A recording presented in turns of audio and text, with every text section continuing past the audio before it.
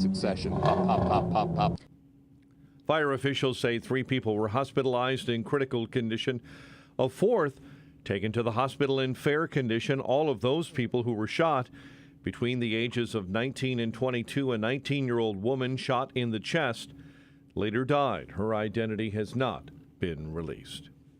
A teen is in critical condition after being found with a gunshot wound overnight inside a River North hotel. According to Chicago police, a 17-year-old male was discovered on the 18th floor of the Homewood Suites downtown along 40 East Grand around 1 a.m. Sunday. Prosecutors say the man charged with the murder of a Chatham convenience store clerk has spent most of his life in and out of prison. 45-year-old Jimmy Smith was arrested Friday for the January 9th murder and appeared in front of a judge on Sunday. Police recovered a man's body from the water after a car crashed into a river on the south side. According to Chicago police, the car was found partially submerged in the Little Calumet River in the West Pullman neighborhood. A 30-year-old woman was rescued and remains hospitalized in good condition. Governor Pritzker's recent announcement that he wants to repeal the state's grocery tax is not sitting well with cities across the state. The issue is the money raised by the tax that goes directly to cities across Illinois. That revenue loss would be huge, according to leaders. 4 more private universities have agreed to settle a lawsuit which allege they violated antitrust laws in determining financial aid amounts for admitted students. According to court documents, Dartmouth, Rice, Vanderbilt, and now Northwestern universities agreed to pay a total of $166 million to settle claims. 4 other elite schools like Yale and Duke have already settled multi-million-dollar cases. Chicago sports. Bulls pull away in the final minute of their 114-106 win over New Orleans. Headman Billy Donovan says his team is finally figuring out how to win. I thought to start the third, to your point, the first possession, Zion drives right down the lane, on a dead ball situation. Then we give up an offensive rebound to Valanciunas. I thought we regrouped, and to your point, we kind of got in there trying to help each other a lot more. DeMar DeRozan had 24. Nikola Vucevic a double-double. Bulls in 9th in the East. They host Detroit tomorrow. One Blackhawk legend spoiled the night of another as Chicago lost to Detroit 3-2 in overtime at the UC. Before the game, the Blackhawks retired the number 7 jersey in honor of Chris Chelios. Then, former Blackhawk All-Star Patrick Kane scored the game-winning goal, jamming it in the second minute of OT. Good feeling getting that breakaway. I think the feeling of the moment when you get that puck, but just tried to stick with what I wanted to do, and luckily enough saw it going. Thanks to Kaner, the Red Wings continue on a roll, winners of 5 in a row. Chelios, the 9th player to have his number lifted to the rafters at the United Center, joining the likes of Glenn Hall, Pierre Pilote, Keith Magnuson, Bobby Hull, Stan Mikina, Denny Savard, Tony Esposito, and Marian Hossa. ESPN confirms that the Cubs have signed their free agent center fielder Cody Bellinger to a 3-year, $80 million contract. Spring training action, Cubs lost to the Padres. White Sox got blanked by the D-backs. Today, the Rangers and White Sox and the Cubs take on the Royals. The news, a service of the AM 560 store. T-shirts, hoodies, and more from your favorite AM 560 brands at 560theanswer.com/store. A check of traffic and weather on the way next on AM 560. November 2nd, 2020, marked the 100th anniversary of the first commercial radio broadcast. We're still here, and we're bigger and better than ever. You can still listen to us over this great radio station, but now there are no limitations. Your smartphone is now your smart radio. Listen to us online on the app, tunein.com, iHeartRadio, and Odyssey.com. Your smart speaker can find us too. With radio, there is no separation anxiety. We're always on. AM 560, The Answer. The most common form of treatment for the arthritic joints is normally cortisone injections and gel shots and over-the-counter medications. And most patients have tried all of that and are still in pain. Every day, Dr. Aaron Wolkoff, a QC Kinetics medical director, meets patients who have exhausted every method to get relief. They've been told surgery is their only option. They want to stay away from that path, and they come to us almost as the last hope. So we're using our own body's properties to help manage pain, to help slow arthritis down, keep the patient active with no downtime, and get them back to what they enjoy doing. I mean, I love what I do. QC Kinetics regenerative treatments from our board-certified providers help heal and restore aching joints. No surgery, harmful drugs, or downtime. Call for your free consultation today. Call QC Kinetics, 312-809-5955. That's 312-809-5955. 312-809-5955. Cable news. Noisy, out of touch, on repeat. Tired of all the lookalikes? So are we. Salem News Channel is here to change the game. Streaming 24/7, free on your TV with the greatest collection of conservative voices. Home to Dinesh D'Souza, Andrew Wilkow, Brandon Tatum, and more. Like you, we say what's wrong and what's right. Unfiltered and unapologetic. Salem News Channel. We're the answer to the mainstream media. Learn more at snc.tv. Hi, this is Carl Amari. I'm Lisa Wolf. Join us every Saturday night beginning at 8 p.m. for all things entertainment on Hollywood 360. If you love classic radio shows, The Shadow, Jack Benny, The Lone Ranger, Dragnet, Gunsmoke, and many more, we have them for you on Hollywood 360. We'll also present trivia contests with prizes, showbiz news, celebrity interviews, games, and movie reviews. So don't miss Hollywood 360 every Saturday night beginning at 8 p.m. on AM 560, The Answer. 5:11. Let's get a check on your early morning roads. In our Team Hochberg Traffic Center, and this update is service of Progressive Insurance. They're making things even easier. They'll help you bundle your home and car insurance together so you can save on both. Learn more at progressive.com or 1-800-PROGRESSIVE. Edens, Kennedy, Ike, and Stevenson are off on time this morning. Toll roads moving without delay. We've spotted a problem on I-80, Will County, left lane blocked. Cars on both shoulders. Police are calling in an accident westbound at Parker Road. In Huntley, an incident just cleared out of the intersection at Dahmer and Freeman Road. Chicago's Morning Answer with Dan and Amy starts next.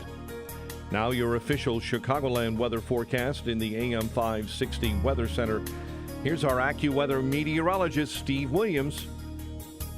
Intervals of sun and clouds, a warm day, high today 69, a thunderstorm late tonight, low 55.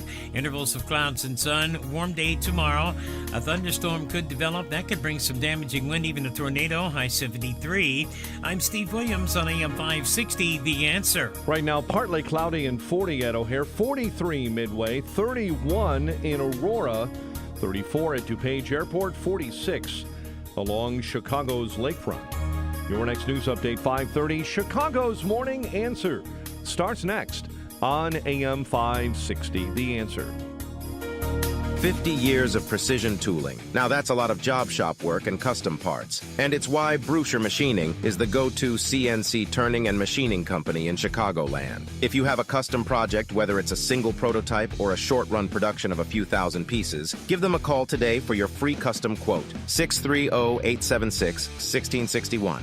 Or visit BruscherMachining.com. That's BRUCHER Machining.com. They also provide heat treating, balancing, plating, and surface coating, welding, and fabrication, plus project management. Bruscher Machining guarantees to consistently deliver high-quality parts and solutions on time for reasonable prices. Yeah, everyone says that, but the proof is in the tooling. Stop by to meet their team of seasoned pros and tour the facility located in West Chicago. To learn more about how CNC machining can turn your tough project into an operational reality, contact Bruscher Machining today for your free custom quote, 630-876-1661.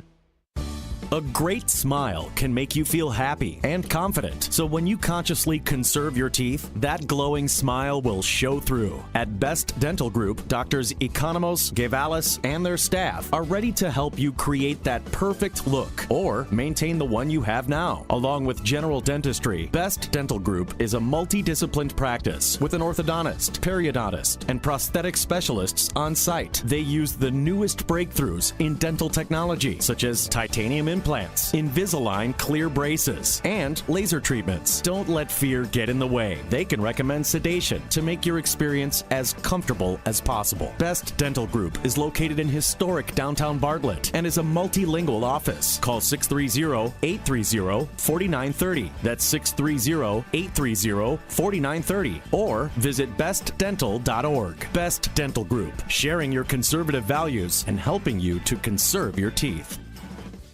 Have you been struggling to find an easy, safe, and secure document scanning solution for Salesforce.com, Microsoft 365, SharePoint, or OnBase by Highland? Your struggle is now over, and it's time to get your documents and operations into the 21st century. With IoT Smart Connected Scanning, it's easy to turn physical paper into digital documents and have them directly uploaded to the cloud with IoT Smart Connected Scanning from IDT. And you don't need a degree in computing or IT to make it happen. Using QR code technology uniquely configured for your specific business, anyone can set the IoT Smart Connected Scanning device up in 5 minutes or less, saving your organization money and valuable time.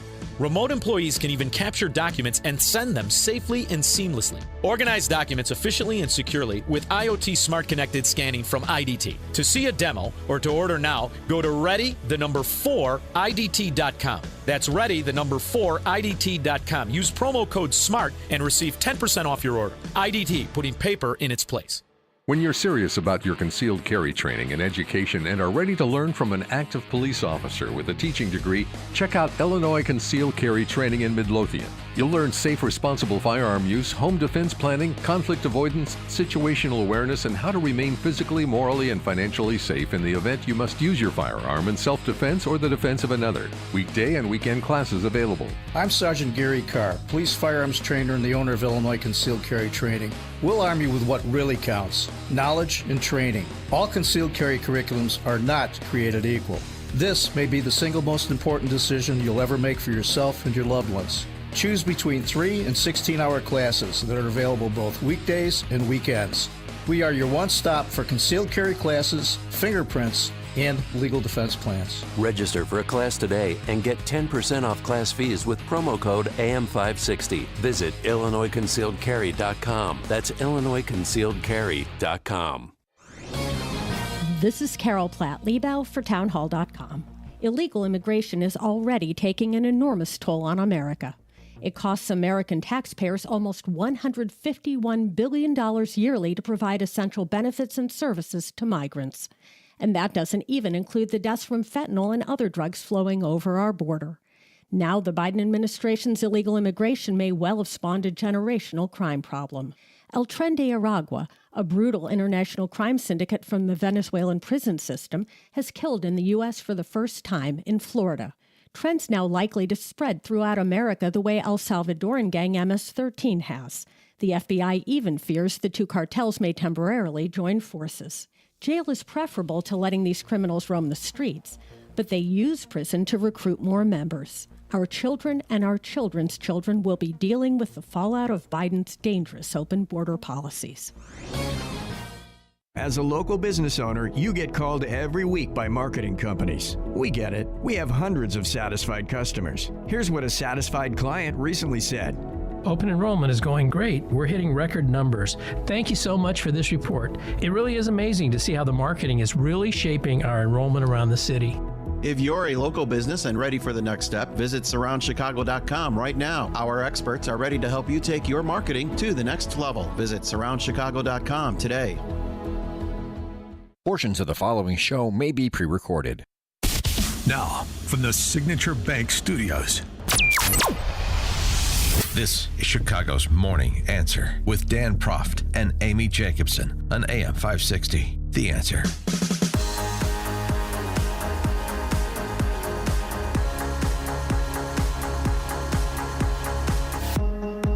Top of the morning, Dan and Amy. So the South Carolina primary was about as anticlimactic as predicted, but that didn't sway Nikki Haley. She's going to keep on keeping on, at least to Super Tuesday. So, you got another week. There are huge numbers of voters in our Republican primaries who are saying they want an alternative. I said earlier this week that no matter what happens in South Carolina, I would continue to run for president.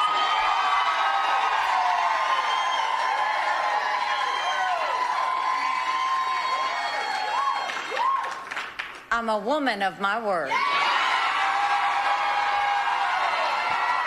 Yeah, people are really going crazy over this. She ran to Michigan to start campaigning there. Uh-huh. Yeah, so 40% of the vote is her pathway to the nomination somehow, some way. Regardless, that's sort of a secondary issue.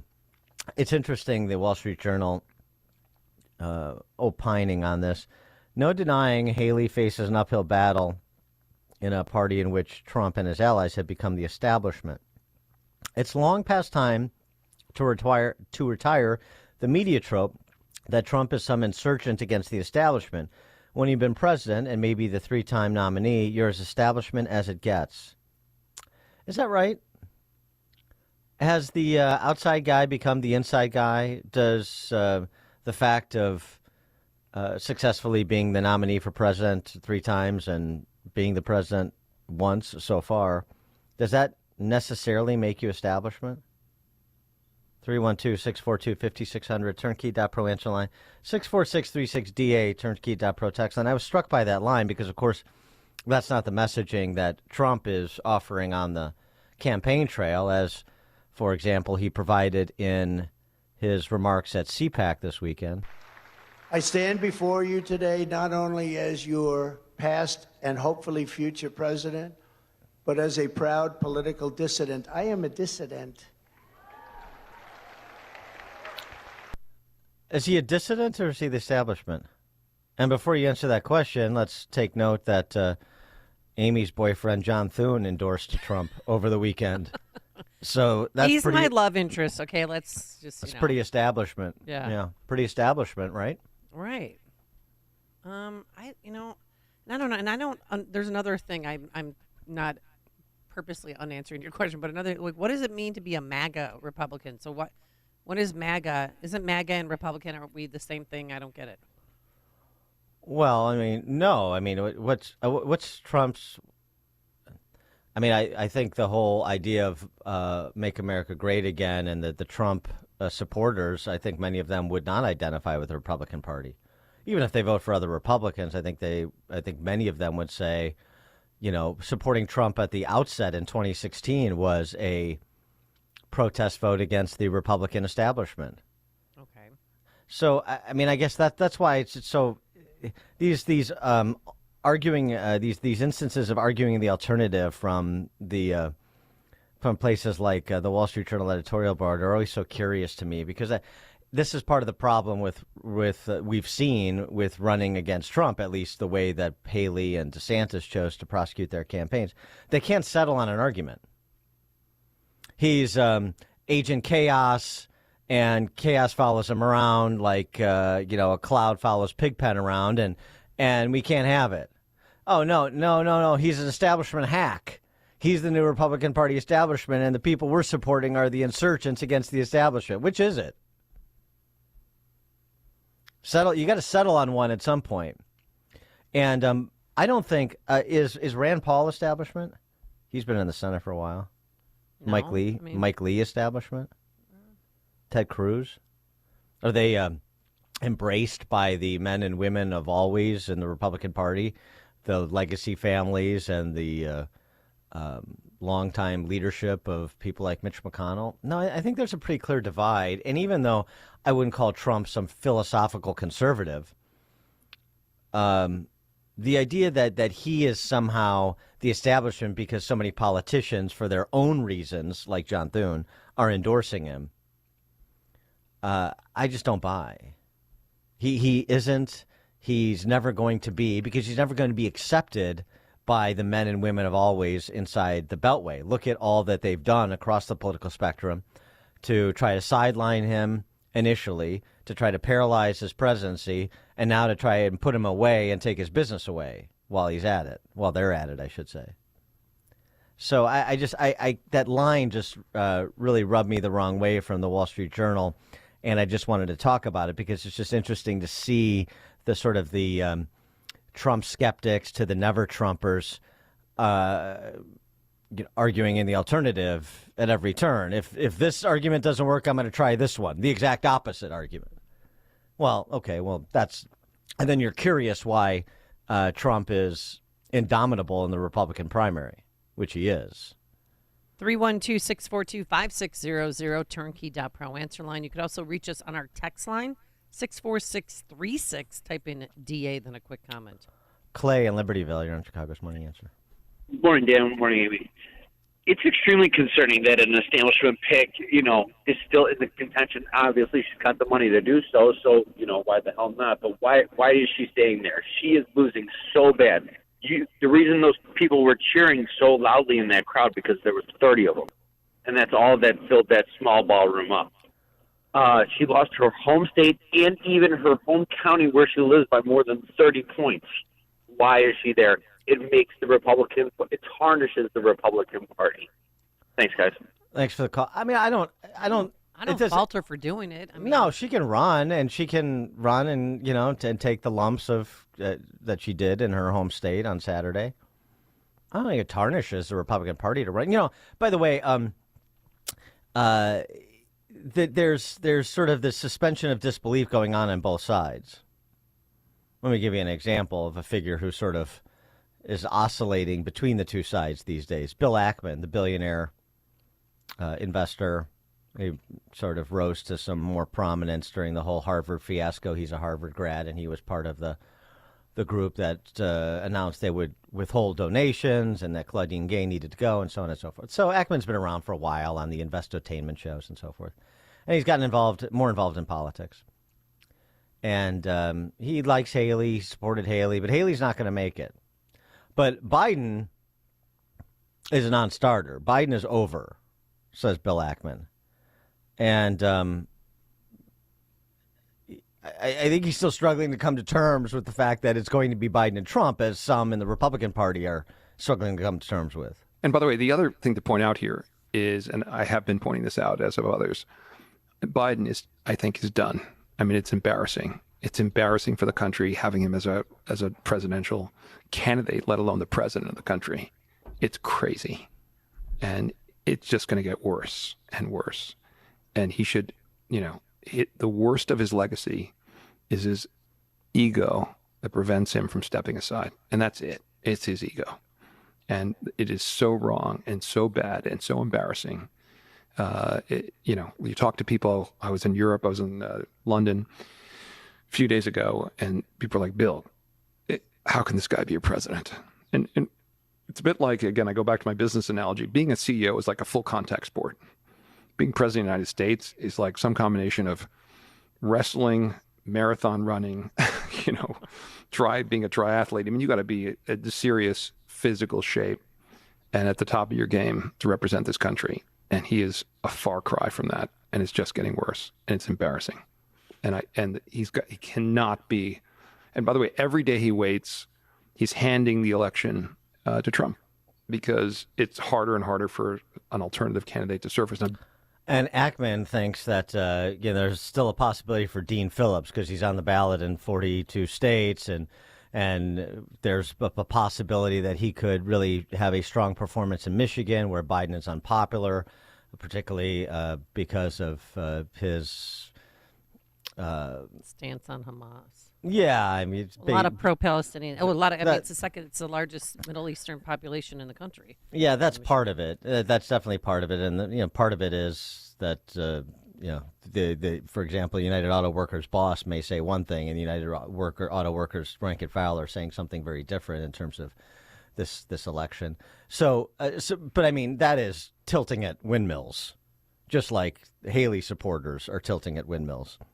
The idea of Dean Phillips, even if he pulled like a Pat Buchanan, pulled in '92 against H.W. Bush and embarrassed him in an early state like that, and showed and demonstrated his vulnerability. I mean, the idea that Dean Phillips is going to be the nominee with all the inertia behind Biden and the rallying around the flag of Biden, all this. Hey, what are you talking about? I mean, the guy is sharp. He's exacting. He's virile. He's a tiger in the sack. We learned over the weekend, as I predicted 3 weeks ago. That would be the next thing. Oh, he's virile. Their sex life He's is insatiable. Yeah, I mean, it's all silly, but that's what they're doing. So Nobody there's wants a to lot hear of about that. there's a lot of suspension of disbelief going on that it's going to be Biden and Trump. There's been a lot of that going on for the last 6 months. As I've told you, this is the way it's tracking. It's not going to be Michelle Obama. It's not going to be Nikki Haley. It's not going to be some individual, waiting on off stage right. It's not going to be a third party. It's going to be, there'll be third party candidates, but it's going to be Trump or Biden. And that's where it's tracking. And Bill Ackman is slowly coming to that realization, even if Joe Biden refuses to. And yes, it's ego, but the other point, again, is he has every incentive. Incentives matter. And the incentive is to protect his family from criminal investigations ongoing into them. Jill And what that would mean if he's no longer the president, what the exposure they could have if he's no longer president. Sorry for interrupting. And Jill could easily end this, but she wants to stay in the White House, too. Well, sure. Well, she wants to protect her family, and she knows if she's in the White House, they won't go after her. Roger in DeKalb. Hey, good to talk to you this morning. I ditched the Tribune like 15, 16 years ago for the Wall Street Journal because the editorial board seemed to be very middle America fair, but something happened with Trump and their opinions, and now it's just like every one of their editorial boards, even guys that used to give them a fair shake, just seem to be, I don't know if it's because he's not a Goldman Sachs guy or he's not from Raytheon, but you have Barton Swain telling me that Mitt Romney and John McCain were the best choices the Republicans had in like a long time. We need people like them. Those are the two of the worst votes of my life. So I do not know the Wall Street Journal is really a disappointment these days. Thanks. Thanks for the call, Roger. Definitely a mixed bag on this. I mean, it's still the best editorial page of any legacy outlet around. But yeah, I mean, I think that there's a little bit of tone deafness on the ed board. I agree. Will and Skokie. Hey, how you doing? Basically, Trump is what he was back when he ran in 2016. He's basically the big finger to the establishment. Yeah. Now, the establishment is not just the muckety-mucks of the political parties. I mean, the Democratic Party has an establishment, and then it has its radical edge. And the same thing with Republicans. The thing is that most people are just fed up with the establishment. The establishment today is the bureaucrats. They are the people who actually run Washington. I'm reminded of Nixon, where everybody demonizes Nixon, even though he's a pretty good president for what he did. They basically sit there and blame Watergate. He didn't know about Watergate. It was the cover-up of Watergate that got him in trouble. Now, the thing with Trump is all the CIA stuff that's coming up now. Everybody said that was stupid. It turns out that it was actually correct. They were spying on him. The Russian thing was a hoax. The Ukrainian thing is a hoax. But it's bigger than Watergate, but yet people are starting now to see that. They're starting to see what's happening. And as they say before, it's the revolt of the C students against the A students and the popular kids in high school. Yeah, well, thanks for the call. I'm not sure it's the popular kids, but it's the best and the brightest. I mean, it's to borrow a Kennedy era term. The best and the brightest turn out not to be the best and the brightest. Certainly not the brightest. Maybe they had the best grades and went to the best schools, but they're not the brightest. And the establishment means the established order, the way things are set up. And that's what people are revolting against. And obviously, Trump wasn't part of setting things up the way they have been set up or maintaining the way things have been set up. He is a disruption to that, isn't he? So I agree. It's sort of a middle finger to both parties, but it's you got to think about it less in personnel and more in terms of structure. The subtext of Saturday, though, was and part of many of the speeches that Trump gave was about the criminal trials he faces. And we'll hear from we'll hear from him on his addressing of those matters and get your reaction to that at 5:38. But now let's head into the newsroom. Here is Mike Scott. 5:33, 40 degrees in Chicago. Donald Trump, the winner of South Carolina's GOP presidential primary, coming out on top over the weekend after already winning in Iowa, New Hampshire, Nevada, and the Virgin Islands. In South Carolina, the win's significant, as it means White House hopeful Nikki Haley lost in her home state. Vigils held around the country over the weekend for a 16-year-old Oklahoma high school student who died after a fight in a school bathroom. Students at Owasso High School are reportedly planning vigils and walkouts today. The woman killed in a mass shooting following the Kansas City Chiefs' Super Bowl championship parade and rally has been laid to rest. Funeral services took place for 43-year-old Lisa Lopez Galvin Saturday. At least 2 more Florida children have measles after the state's Surgeon General ignored federal guidelines for containing an outbreak at an elementary school.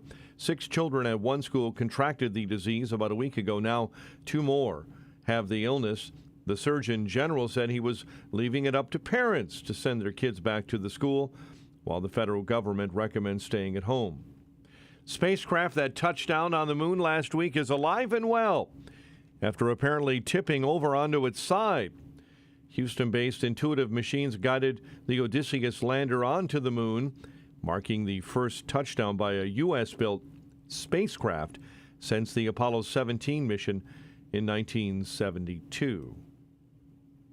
National Weather Service has just come out with a significant threat to property or life in northern Illinois from wildfires. In DeKalb, DuPage, Grundy, Kane, Kankakee, Kendall, LaSalle, McHenry, and Will counties. It's a combination of very dry conditions today, coupled with warm temps, low humidity, and strong winds. It expires this afternoon and was issued early this morning. Police have also responded to a possible shooting late last night on campus at Northwestern University. Police issued an alert of shots fired after 11 p.m. at 70 Arts Circle Drive on the university's main campus east of Sheridan Road. Bulls over the Pelicans 114-106. One Blackhawk legend spoiled the night of another as Chicago lost to Detroit 3-2 in overtime. Before the game, the Hawks retired the number 7 jersey of Chris Chelios, and then former Blackhawk All-Star Patrick Kane shoved in the game-winning goal in the second minute of overtime. Cubs have signed their free agent center fielder Cody Bellinger, 3 years, $80 million. The news, a service of Fox Valley Coins in Naperville. Easy to get to off I-88 and Route 59. Family-owned integrity since 1981. FoxValleyCoins.com. A check of traffic and weather on the way next on AM 560. This radio station is always on, but sometimes you need more content that you can take with you anywhere. That's why we invented the SalemPodcastNetwork.com. You'll find all the great hosts on this radio station, plus a few more, like Charlie Kirk, Dinesh D'Souza, Trish Regan, Jenna Ellis, and Dennis and Julie. There's literally no end to what we can teach you. It's like radio on demand, and just like radio, it's always on. Go find out what you're missing. Download the app, SalemPodcastNetwork.com. You are a creator. You've been inspired to design and craft incredible works of art. But nothing derails you like not having the right materials you need to get the project done. K&S Precision Metals prides itself on having the right metal pieces for you to be a maker. With a huge array of metal products for every part of your project, from beginning design to the finished product, K&S Precision Metals provides brass, aluminum, copper, stainless steel tubing, wire, and more. K&S Precision Metals only supplies the highest quality metal items. Each piece is pure metal with no lead or fillers. You can feel good that your project is made with metal manufactured right here in the USA. K&S Precision Metals are used by the medical and movie industries, artists, crafters, engineers, and educators. Family owned and operated in Chicago for over 76 years. Most orders are shipped within a day. Order direct at ksmetals.com. That's ksmetals.com. K&S Precision Metals. Our materials, your creations. Amy Jacobson here for Willows Academy. You've heard us talk about Willows Academy in Des Plaines on the air before, but there's nothing better than hearing from a current parent about their experience. As a dad with 2 daughters at Willows Academy, we've been really impressed with their commitment to traditional values. The last thing I want to do, or my wife wants to do, is worry about our school teaching our kids things that go against what we believe in. This is harder and harder to find in schools today, and Willows is also a competitive school with strong academics. We know our daughters will be ready for college and life after they graduate. Willows Academy is now enrolling for fall 2024 in grades 6 through 12. You're invited to the Spring Open House on Sunday, March 3rd at 1 p.m. Register online at willowsacademy.org. That's willowsacademy.org. Hi, it's Randy Donnelly from Donnelly Auctions in Union, Illinois, and I want to talk to you about your unused basement rec rooms. We all had them back in the 60s and 70s with jukeboxes, pinballs, and slot machines, Coca-Cola signs, and even gas pumps. We all had a great time in those days, but fast forward, and I'll bet you haven't gone down there in years. That's where I can help by turning those items into cash through Donnelly Auctions. We have thousands of customers online eager to bid on your items, and it's easier than you might think. Just give me a call at 815-923-7000, and I'll make those items fit in your wallet. Look us up online at DonnellyAuctions.com to see all of the items that we can sell for you. Give me a call today at 815-923-7000, and don't forget to check out the Donnelly Auctions Hour Saturdays at 1 o'clock on AM 560. Subscribe and check out the podcast too. I'm Randy Donnelly, and I'll see you at the auction.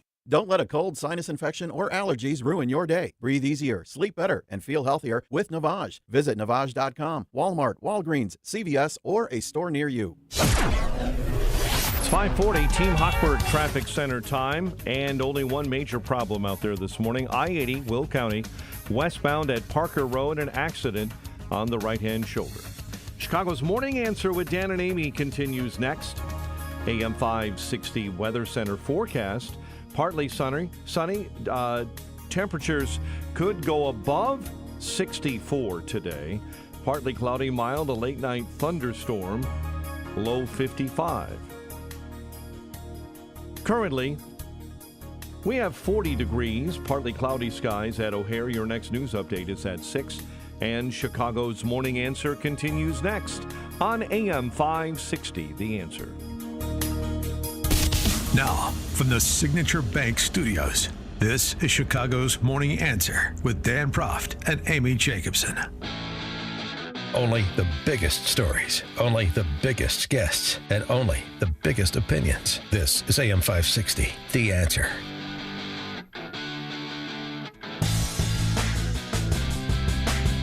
Top of the morning, Dan and Amy. We're talking about this weekend's festivities, the South Carolina primary, which Trump won going away, 60-40.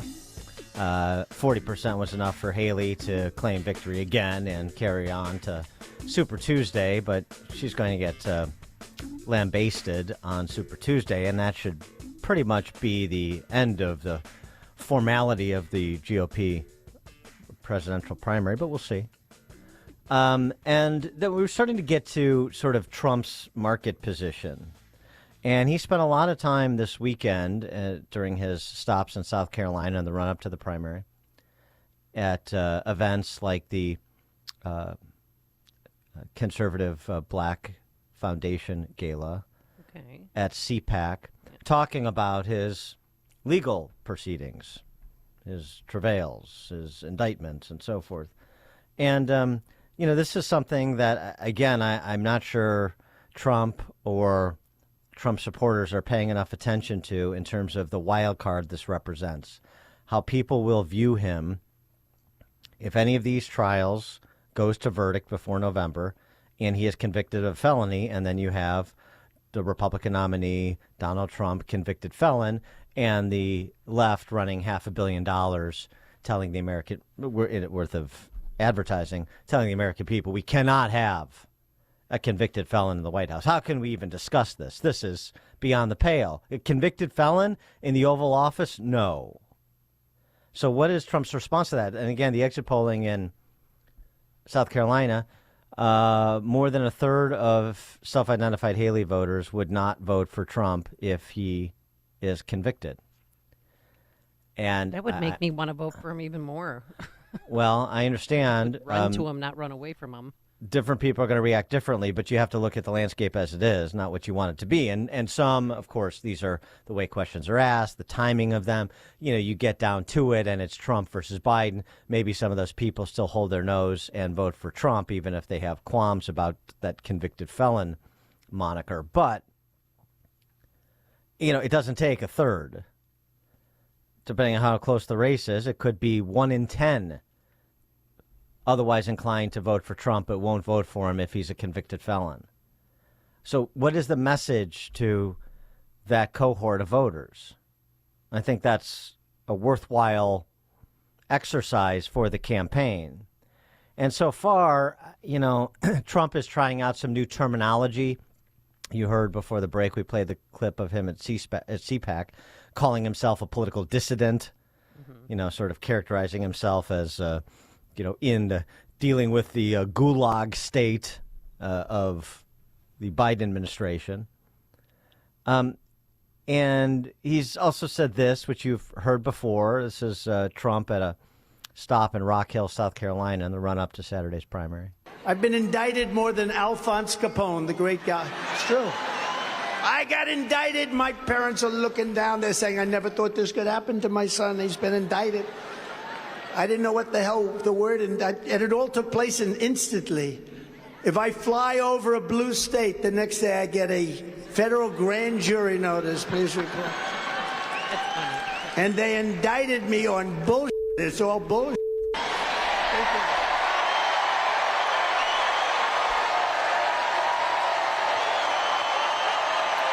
Crazy.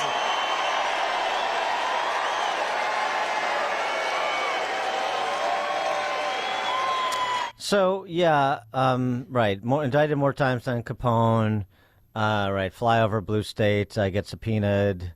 This all BS. Is that good enough? 312-642-5600, turnkey.pro answer line. You could also reach us on our text line, 64636. Type in DA, then a quick comment. I think he should do what you've been suggesting. Don't say, I am going to be convicted. Man, the Manhattan case is going March 25th.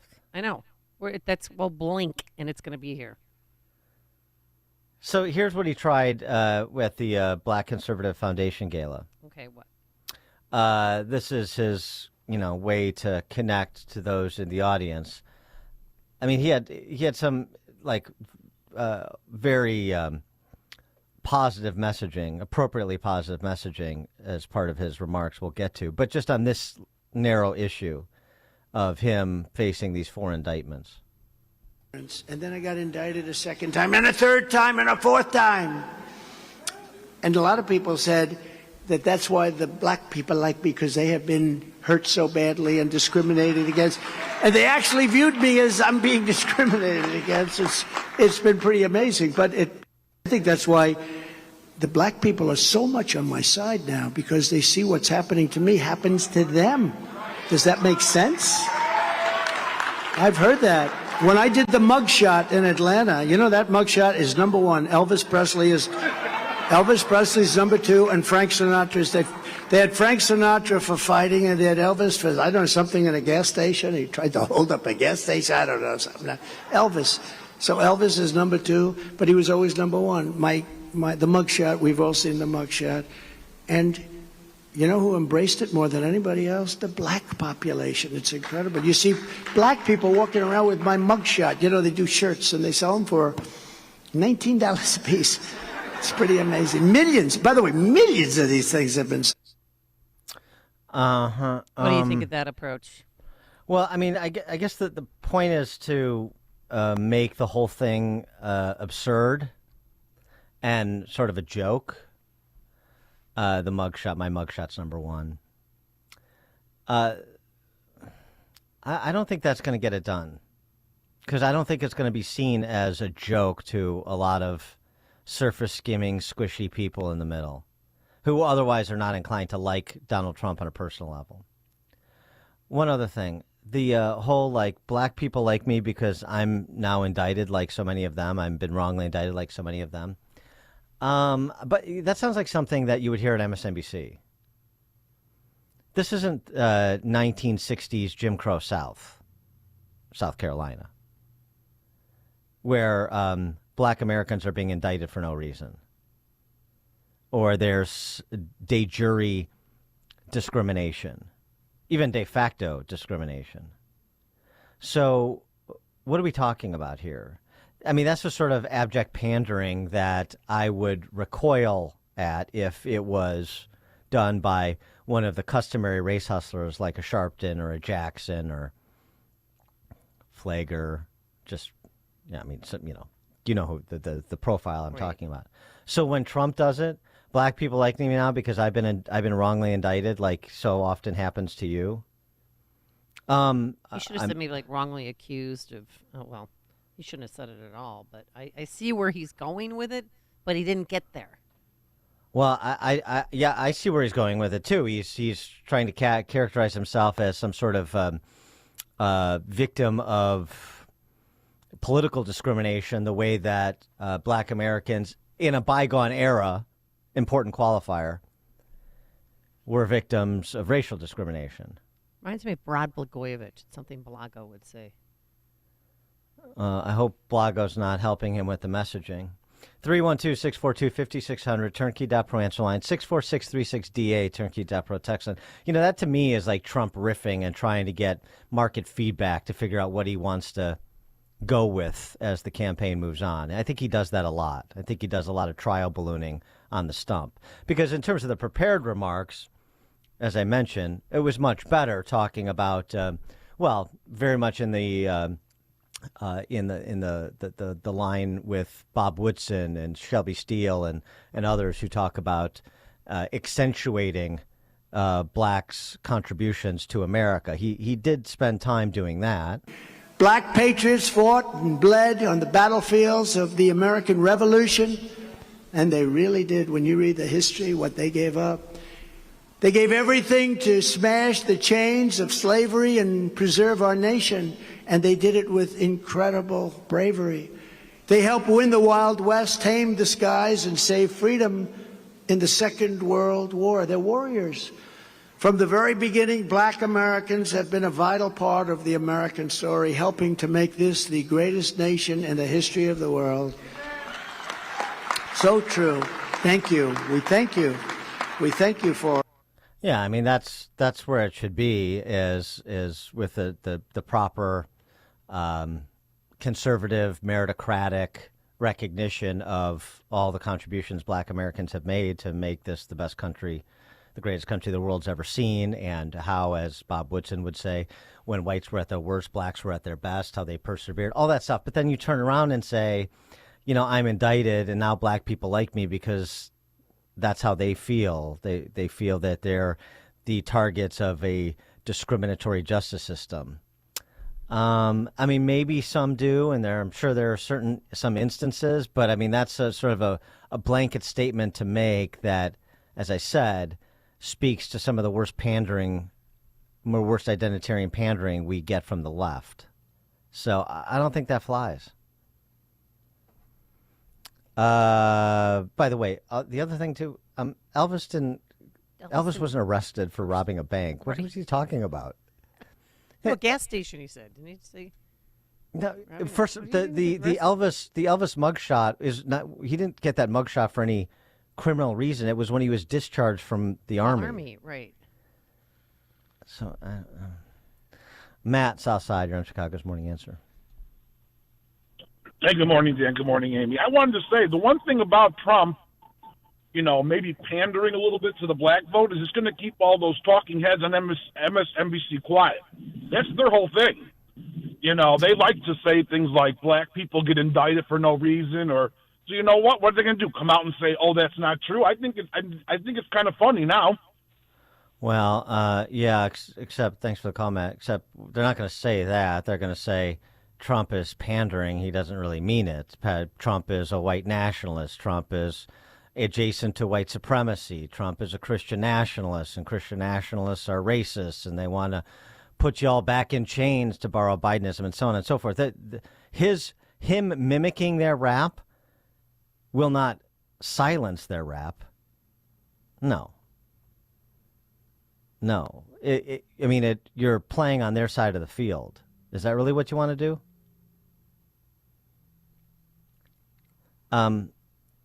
Speaking of which, I have to get this in too. We'll maybe talk about it a little bit later in the show with Ed Morrissey as well. But Heidi Shabila, who is a national correspondent for Politico, speaking of what was said on MSNBC over the weekend, and to my point about their rap, what unites Trump voters?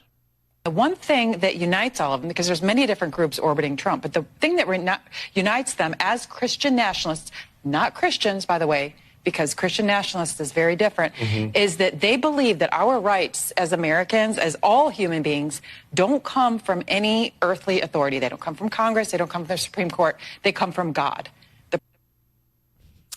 I heard that. So a Christian nationalist is someone who believes that our rights come from God, not from the government. Right, which is what's enshrined in our founding documents, the country's founding documents, not the Republican parties, not the Christian nationalist movement, whatever that is. That's the vision of the founders, that the Bill of Rights, negative restraints on government, inalienable rights, and so forth. That's what they're saying, Christian nationalists. Well, there's a whole lot of people, including probably a lot of Trump. A lot of people who do not support Trump, that recognize that our rights come from God and they're memorialized in our founding documents. They do not come from the government. And, oh my goodness, if the understanding was that they did come from government, then the restraints on that government, if you think they're weak now, if it was understood and believed that our rights come from government and so can be taken away on a whim by government, well, then you don't have a free society anymore. No. And going after all Christians is not a good political move for the Democratic Party.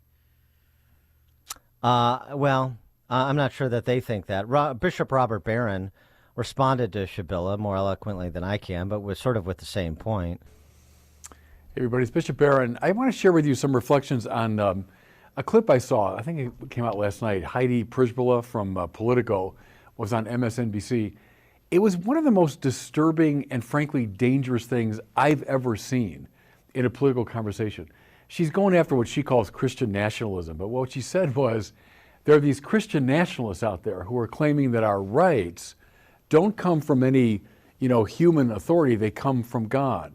And she specified, that they're claiming, these weirdos, that they're coming, not from the Supreme Court or from Congress. Well, first of all, it was Thomas Jefferson who made that claim. We hold these truths to be self-evident, that we're endowed by our Creator with certain inalienable rights. And may I say, everybody, it is exceptionally dangerous when we forget the principle that our rights come from God and not from a government. Because the basic problem is, if they come from the government or Congress or the Supreme Court, they can be taken away by those same people. This is opening the door to totalitarianism. This is not some kind of religious nationalism or sectarianism. It's one of the sanest principles of our democratic governance, that our rights come from God. Yes, government exists to secure these rights, the Declaration says, not to produce them.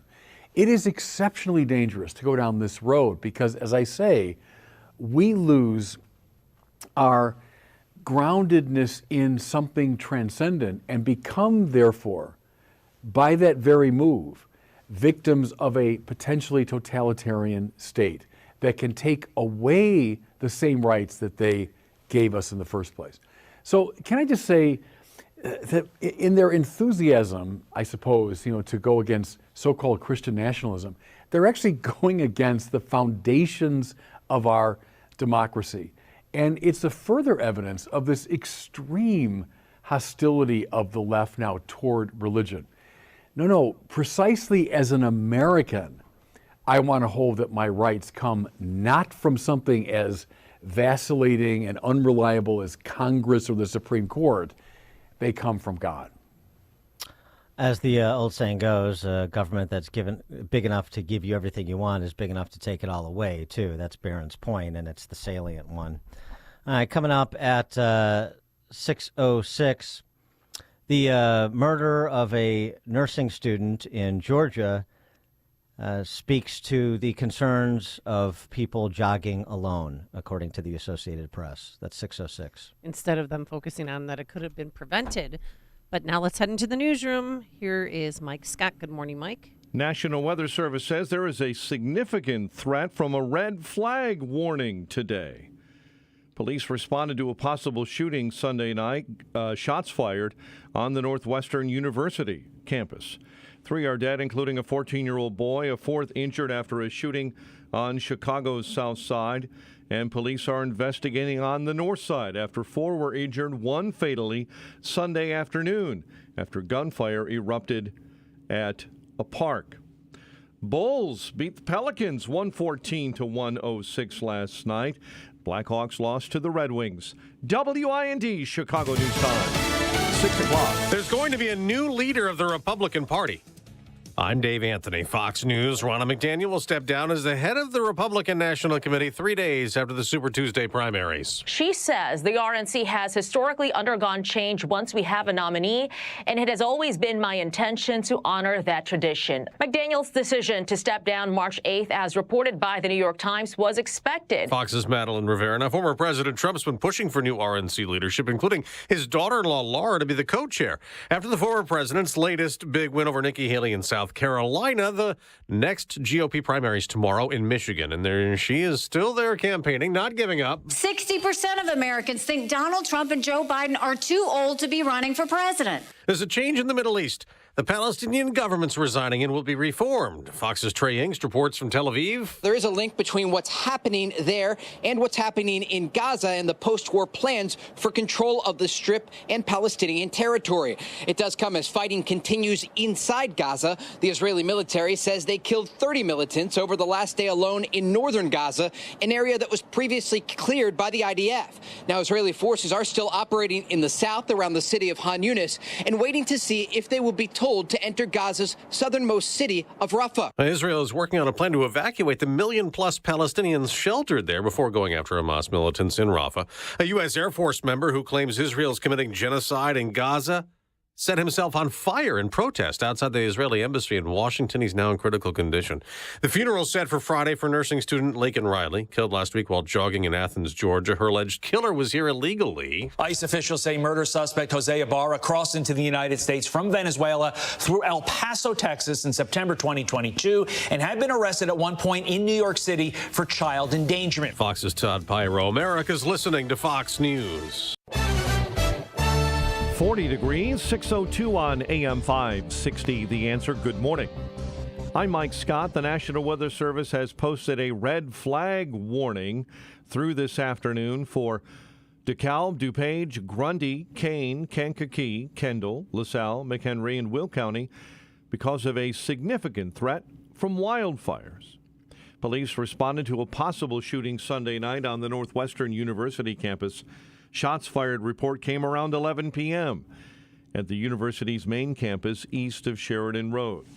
3 are dead, including a 14-year-old boy, a 4th injured after a shooting inside a residence on the South Side Sunday evening. Area 2 Deputy Chief Sonora Ben. Gunfire erupted. We had 4 males struck. 3 of the victims, a juvenile, 2 adults, succumbed to their injuries. We have a 4th victim that's in stable condition at the University of Chicago Hospital. Police believe the shooting happened during an altercation. Alderman William Hall says they're now planning 3 funerals. Well, tonight we are planning 3 funerals and not 3 futures. And Chicago is way better than this. So for those of you that are watching, help us find these killers. Do not allow any killer to sleep on any couch, any bed. Do it for the mother that's crying right now. On the north side, 4 were injured, 1 fatally on Sunday afternoon after gunfire erupted at a park on the city's north side in the 7300 block of North Rogers Avenue. Fire officials say 3 were hospitalized in critical condition, a 4th taken in fair condition. A 19-year-old woman who was shot in the chest later died. Meantime, a teen is in critical condition after being found with a gunshot wound overnight inside a River North hotel, the Homewood Suites, downtown.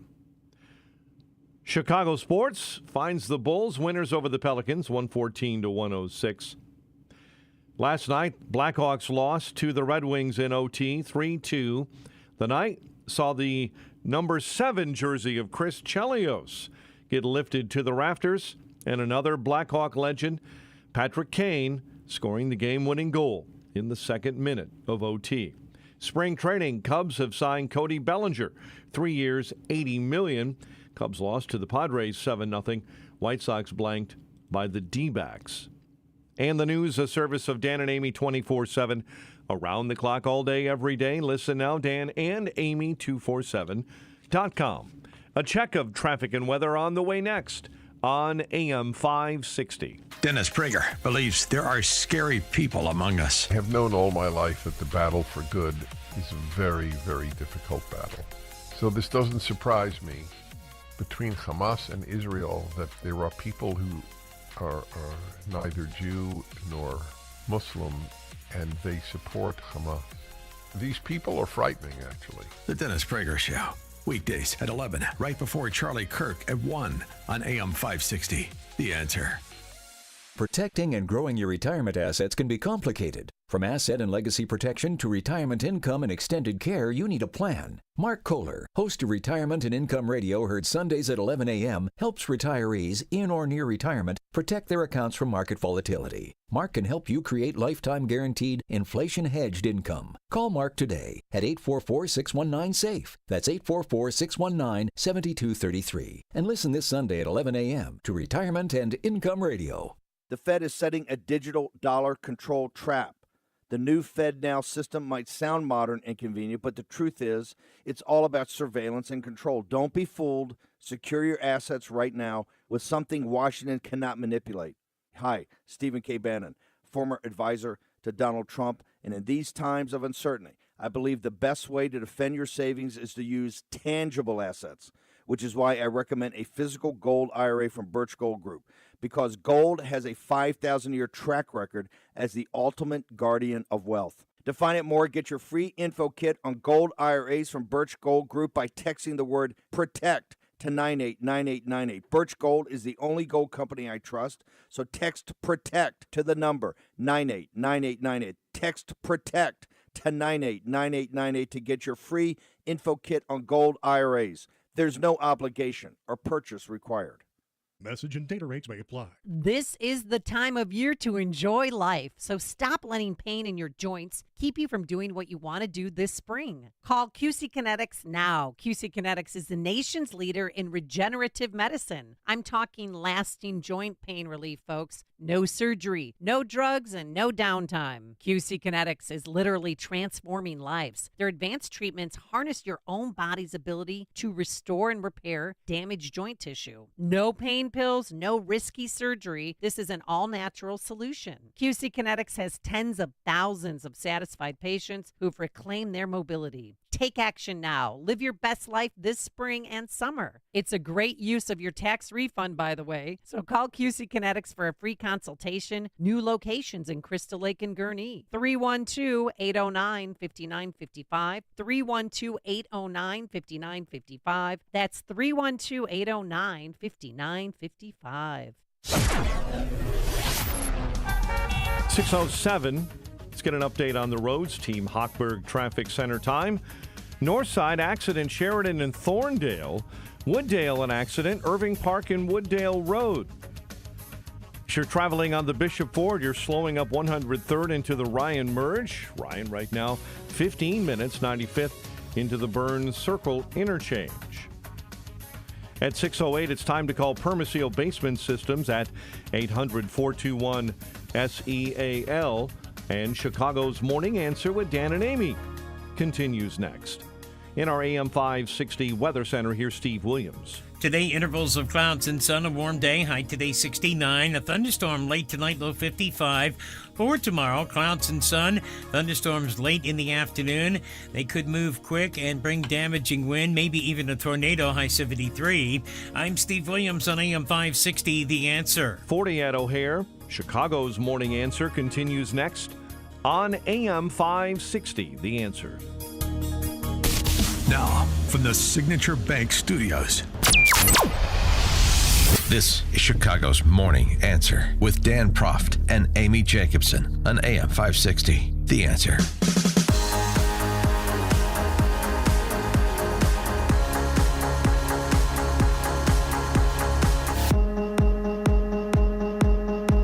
Top of the morning, Dan and Amy.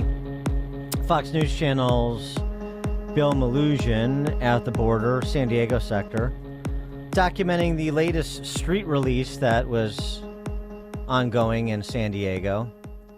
This happening because the migrant shelter housing that was set up there is full. So what's Border Patrol to do, given the policy of this administration, other than to, Release quote-unquote, parole them, as the term is used. Yeah, release them into the country. And they're being distributed to a lot of different big blue cities. This bus you see right here is apparently an NGO or volunteer organization bus. They've all just gotten off a Border Patrol bus, two of them actually. They're now waiting to board this bus. I've talked to several of them from Peru, from India, from Colombia. The group from Peru told me they are here to work. They are going to Atlanta and Minneapolis. Let's see if we can talk to some of them real quick. Hola, español. ¿De dónde son? Ecuador. ¿A dónde vas en los Estados Unidos? Nueva York. New York. Going to New York. ¿De dónde son? ¿De dónde son? Costa Rica. ¿A dónde vas en los Estados Unidos? Atlanta. Atlanta. New Jersey. ¿Dónde? New Jersey. New Jersey. ¿A dónde vas en los Estados Unidos? Chicago. Chicago. ¿Y de dónde son? Colombia. Colombia. ¿Quieren trabajar? No. No? ¿Asilo? Sí, yes. They say they want asylum. They don't want to work. Yeah, of course the guy going to Chicago doesn't want to work. He's going to fit right in. 312-642-5600, turnkey.pro answer line. 64636DA, turnkey.pro text line. By the way, I'm the guy from Costa Rica. Go back. What's wrong with Costa Rica? I don't know. Beautiful. I mean, I'm sure there are problems there like anywhere, but I digress. well, because you get free money. I mean, Joe Rogan interviewed somebody who said every month he comes over and then he goes back because each time he uses a different name and each time he gets $2,000 like that. So it's a moneymaker. They're not vetting anybody at the border. Clearly. That's a smart guy. You talk about sucking off the government. He's figured that out real fast.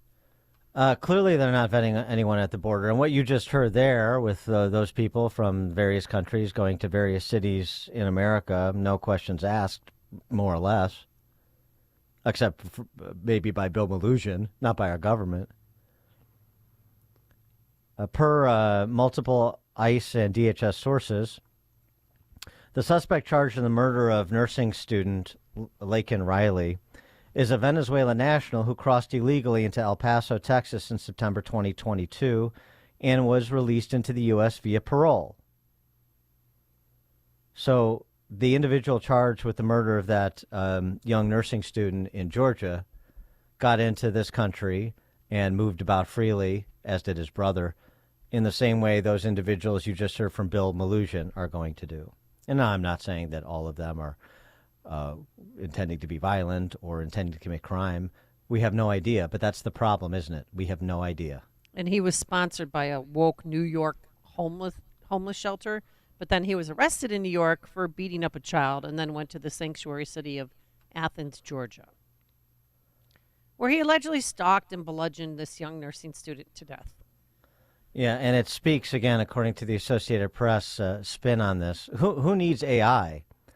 Who needs Google search engines, manipulation of Google search engines? You have the D.C. Press Corps, the legacy outlets, the human beings will do this for you. You don't need to automate it. The Associated Press story is the dangers of jogging alone. Slightly buried the lead about the nature of the alleged assailant and the victim. That infuriated me. And then Newsmax, their headline, or Newsweek, I'm sorry, not Newsmax, Newsweek. MAGA demands death penalty for migrant arrested over killing of Laken Riley. His brother, the brother of the guy arrested for Laken Riley's murder, also got picked up. He apparently was using had used a fake green card to get a job at a cafeteria at University of Georgia. That's great. But Claudia has such access to students. Yeah, well, this is the brother. I know, but still, it's. Yeah, because but here we go again. He had been arrested multiple times since arriving. He was arrested in October. In September, he was arrested by the Athens Clarke County Police for DUI and driving without a license. Nice. Then in October, he was arrested for shoplifting. This is the brother. And then in December for failing to appear for a fingerprintable offense. This is all while he was paroled into the country. So, I mean, he's the brother, not the one charged with murder, but charged with the other crimes. Again, multiple interactions with law enforcement, and nothing is done other than to release him with court dates that he doesn't appear for. Mm-hmm. She'd be alive today if we had a secure border, I think, and maybe a government that cared. And what do you hear from the Biden administration? Nothing. Has he tweeted about it or offered condolences? No. But when George Floyd died, he tweeted out 27 different times. And so to borrow from the left, of say their names, you know, all of these American families who have lost a loved one, these angel moms and dads who've lost a loved one to the violent act of somebody that shouldn't be in this country. Laken Riley, Molly Tibbetts, the cheerleader in Texas, Kate Steinle in San Francisco. Molly Tibbetts was in Iowa. Same thing. She was jogging. out running. I mean, my God, don't run. It's dangerous. And Lizbeth Medina, who was the cheerleader down in Texas. That's a relatively recent one. But yeah, going back, we've been talking about this since Kate Steinle. What was that? It's got to be close to 10 years since Kate Steinle was murdered. Mm-hmm. And what's the government done? Nothing.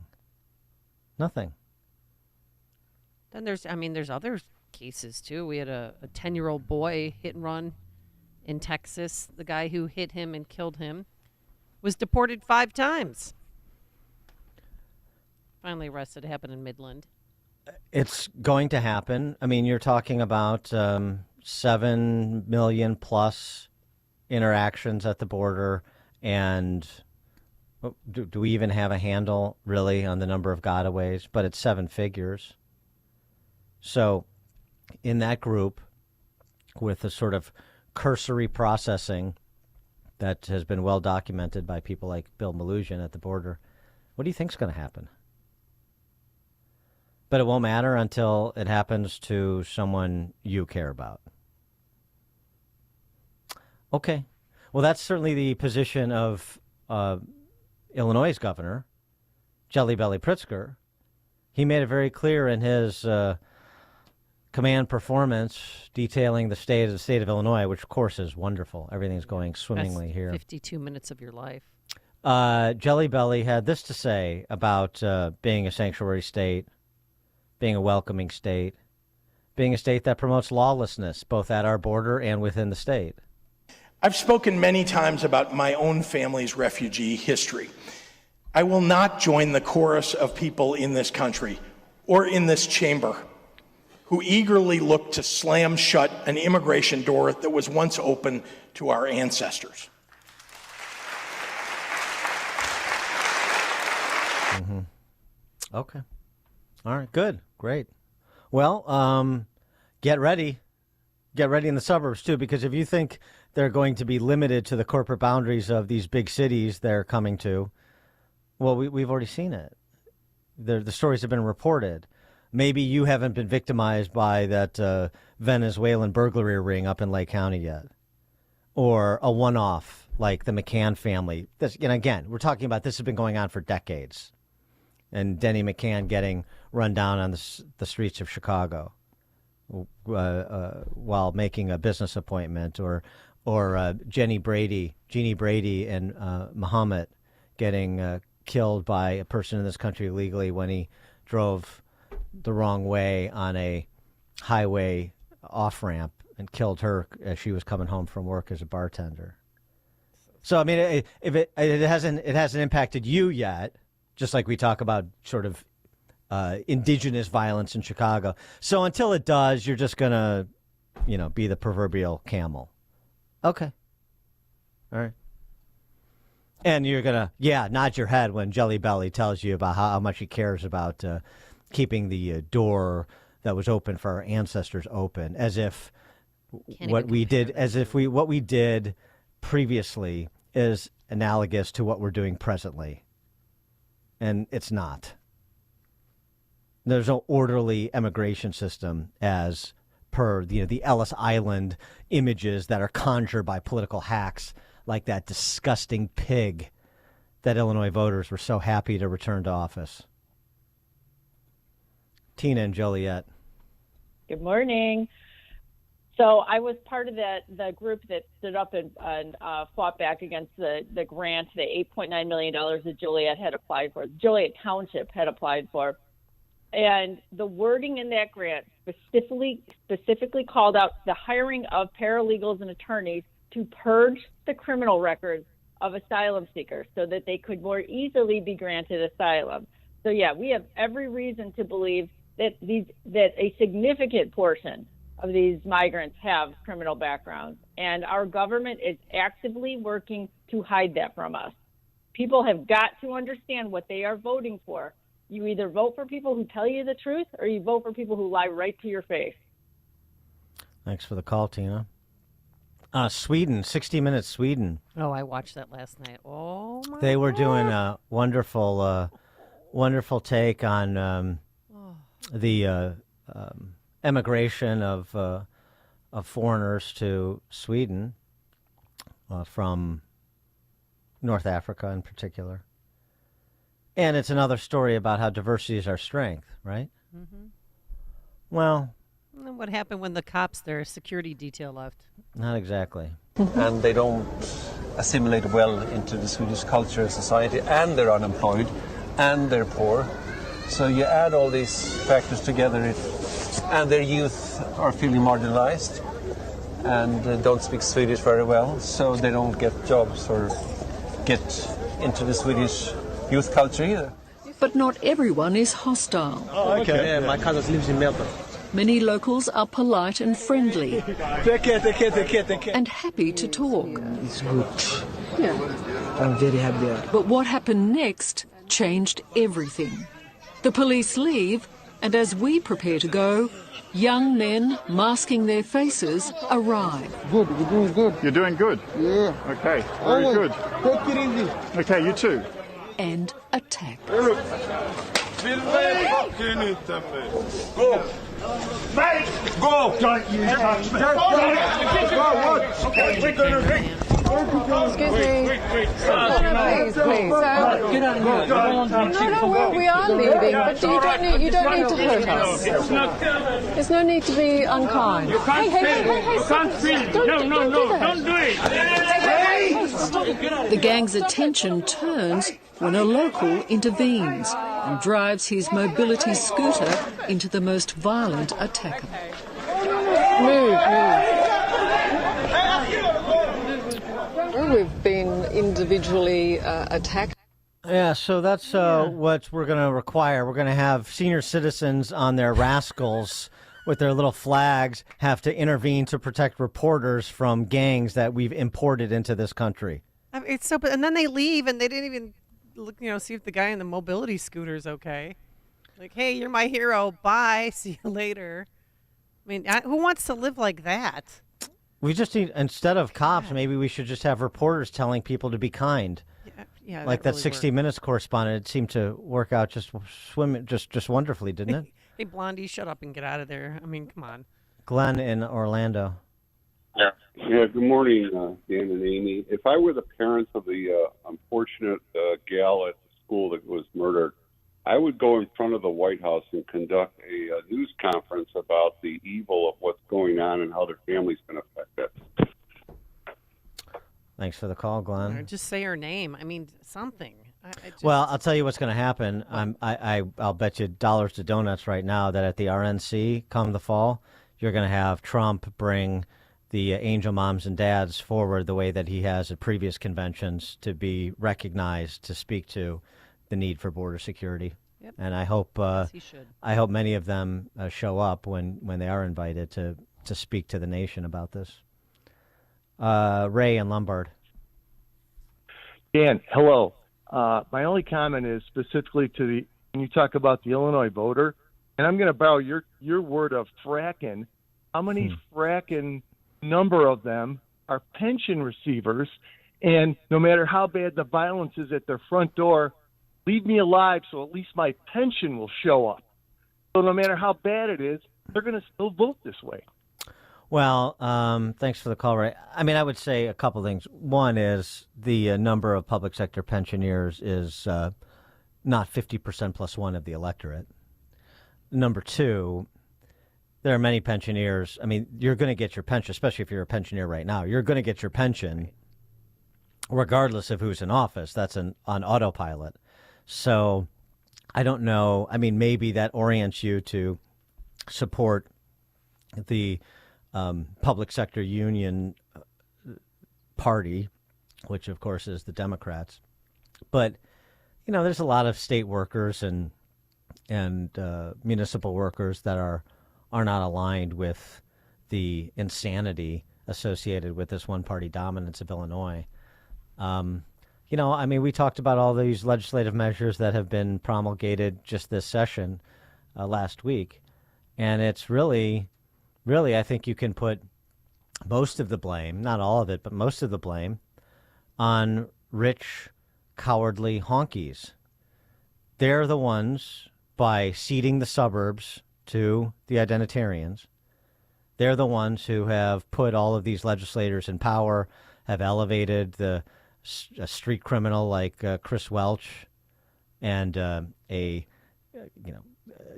granola eating, Birkenstock wearing eunuch like Don Harmon to legislative leaders, have put this disgusting, grotesque, Kafkaesque figure into the governor's office. I mean, it's rich, cowardly honkies that is what most afflicts Illinois, in my view. Yep, and they have. They're your better, and I can't stand it. Well, and they have. There are others. I mean, that are pathetic and ignorant and craven. But I'm just saying, in terms of what's the difference maker? You can't have sensible governance in the state if you don't have center-right control of the suburbs. Chicago's always been a part of Illinois. The suburbs have not always been a part of Chicago. They are now. That's the big difference. Chuck in Delavan, Wisconsin.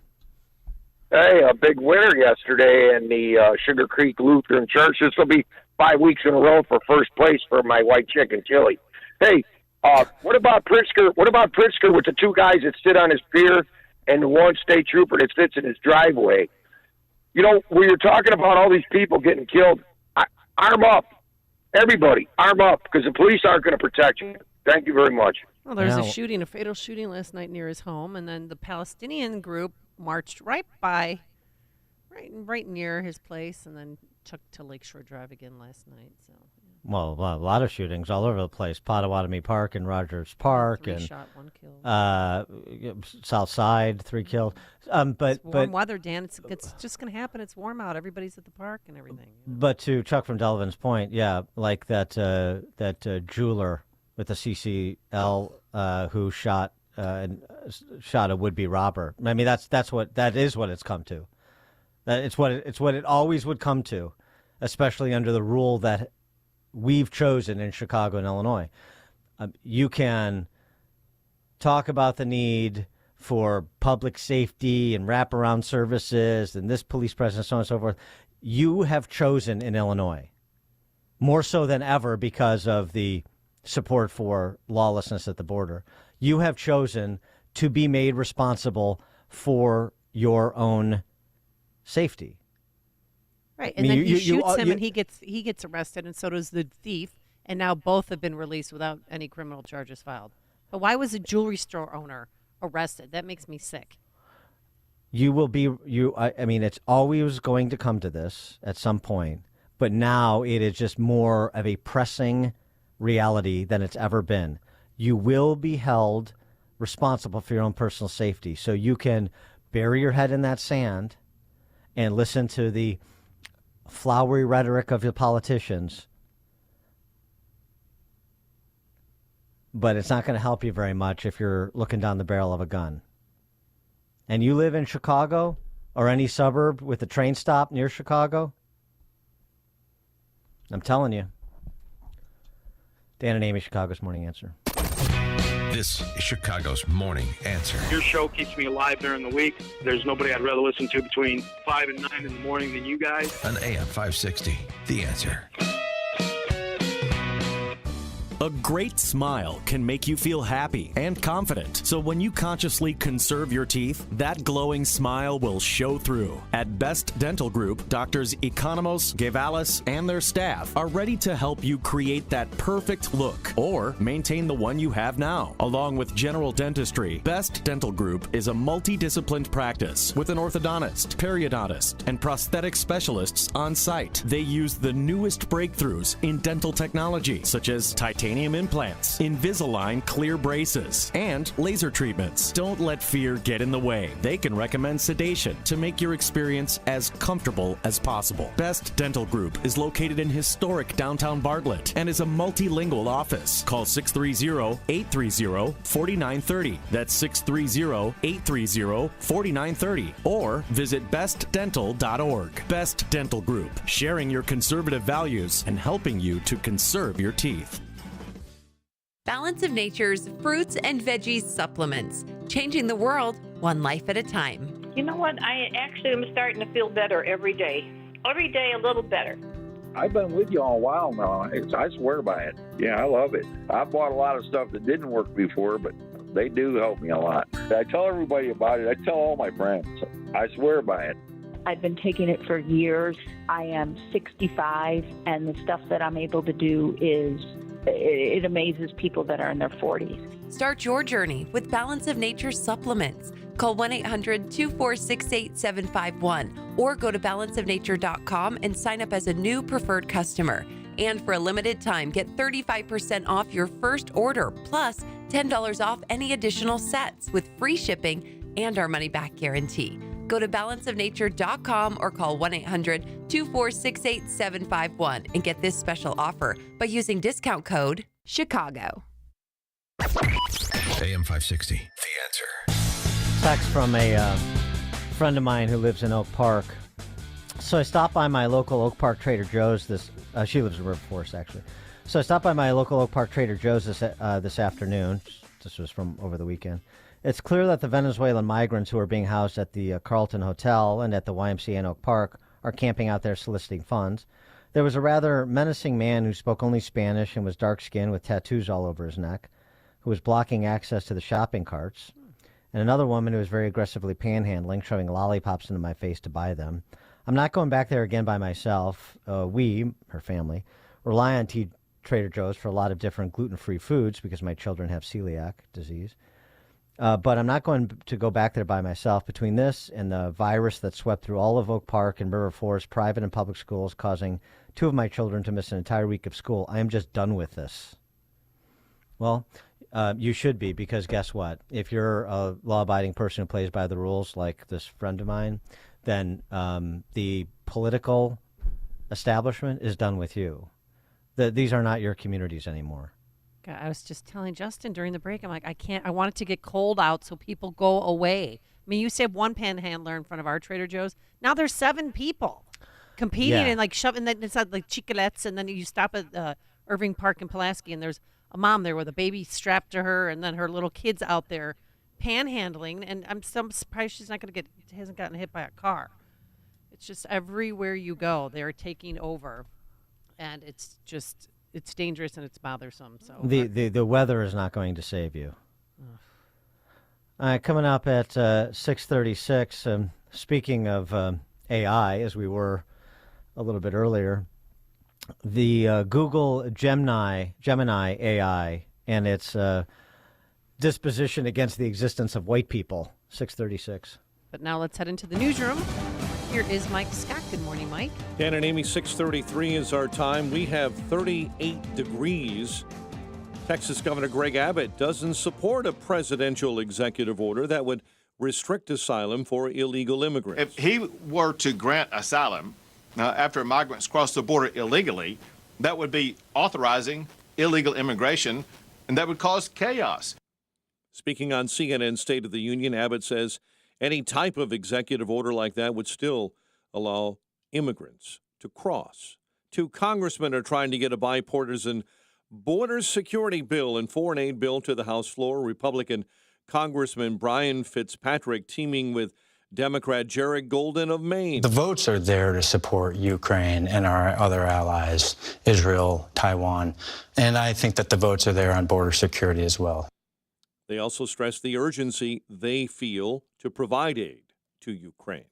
Senator Tammy Duckworth slamming the Alabama's Supreme Court following its ruling that classified frozen embryos as children. I'm devastated for all those families that are trying to start families, but I was not at all surprised. Speaking on ABC's This Week, the Illinois Democrat also blasted members of the GOP who backed the ruling. Israeli Prime Minister Benjamin Netanyahu says total victory is within reach once their operation in Rafah is complete. If we have a deal, it'll be delayed somewhat, but it'll happen. If we don't have a deal, we'll do it anyway. It has to be done because total victory is our goal, and total victory is within reach, not months away, weeks away once we begin the operation. Speaking on CBS's Face the Nation, Netanyahu says the military operation involves evacuating Palestinian civilians from Rafah. National Weather Service says there is a significant threat to property or life from wildfires in DeKalb, DuPage, Grundy, Kane, Kankakee, Kendall, LaSalle, McHenry, and Will counties. Its combination, the red flag warning of dry conditions, warm temps, low humidity, and strong winds. 3 are dead, including a 14-year-old boy, a fourth injured after a shooting inside of a residence on the city's south side on Sunday evening. It happened around 7:30 in the 8000 block of South Vincennes. Gunfire erupted. We had 4 males struck. 3 of the victims, a juvenile, 2 adults, succumbed to their injuries.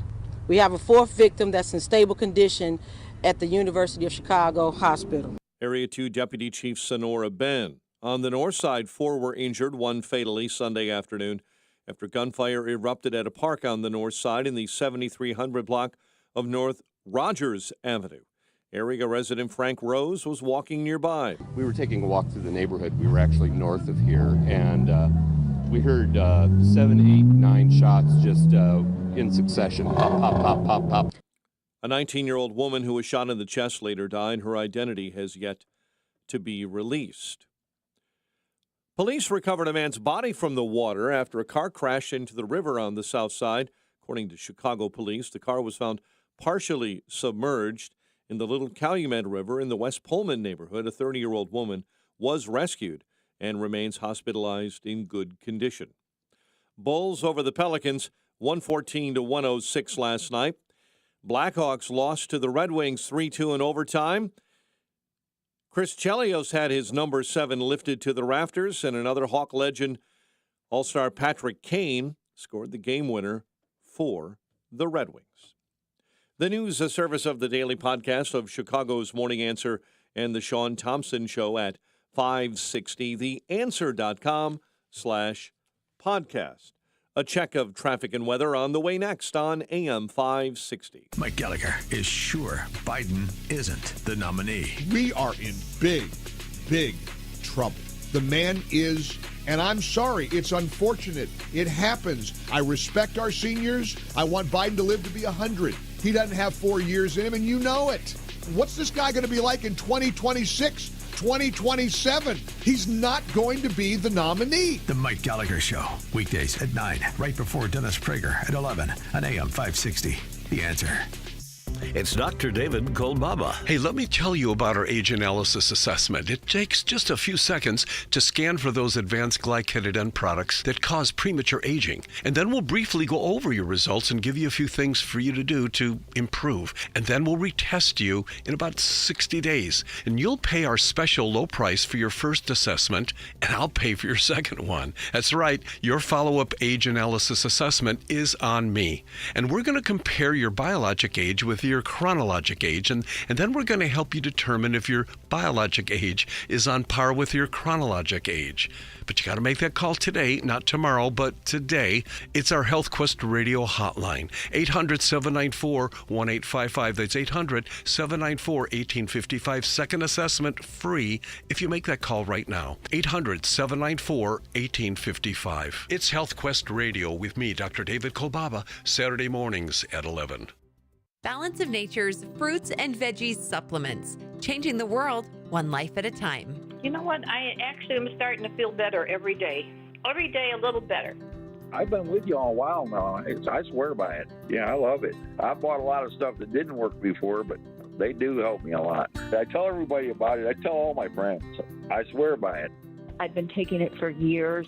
I am 65, and the stuff that I'm able to do it amazes people that are in their 40s. Start your journey with Balance of Nature supplements. Call 1-800-246-8751 or go to balanceofnature.com and sign up as a new preferred customer.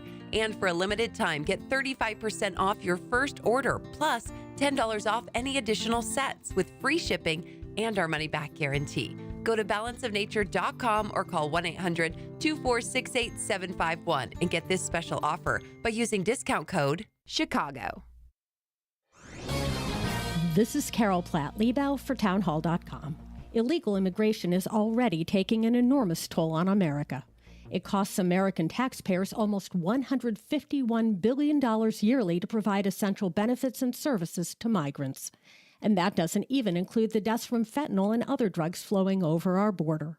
Now the Biden administration's illegal immigration may well have spawned a generational crime problem. El Tren de Aragua, a brutal international crime syndicate from the Venezuelan prison system, has killed in the U.S. for the first time in Florida. Trends now likely to spread throughout America the way El Salvadoran gang MS-13 has. The FBI even fears the two cartels may temporarily join forces. Jail is preferable to letting these criminals roam the streets, but they use prison to recruit more members. Our children and our children's children will be dealing with the fallout of Biden's dangerous open border policies. Download the free Upside app to earn real cash back every time you buy gas. Use promo code RADIO for an extra 25 cents per gallon on your first fill-up. That's promo code RADIO. 641, let's check the roads. Team Hochberg Traffic Center time, a service of Indeed.com. You need Indeed, their end-to-end solution. Helps you attract, interview, and hire candidates all year round. Schedule and conduct virtual interviews right now from your Indeed dashboard. Learn more. Visit Indeed.com/credit.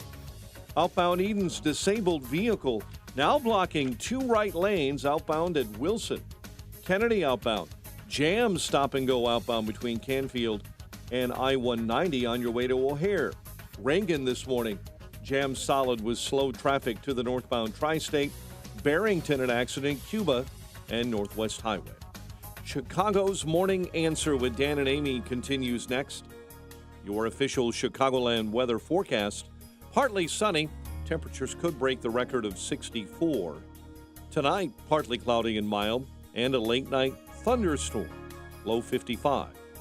Clear and 40 right now at O'Hare. Next news at 7. Chicago's Morning Answer continues next on AM 560, The Answer.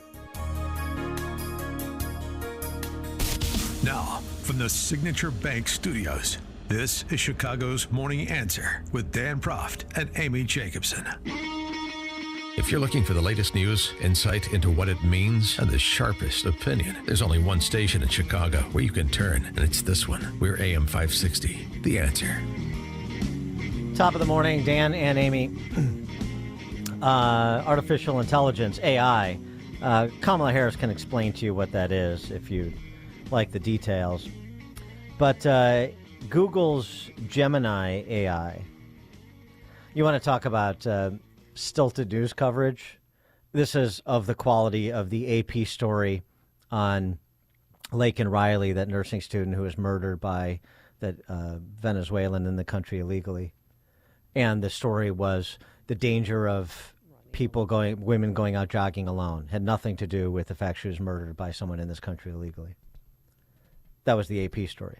Yeah. The story on Google, on Gemini, which if you haven't seen it or got wind of it, is basically it eliminates white people from history.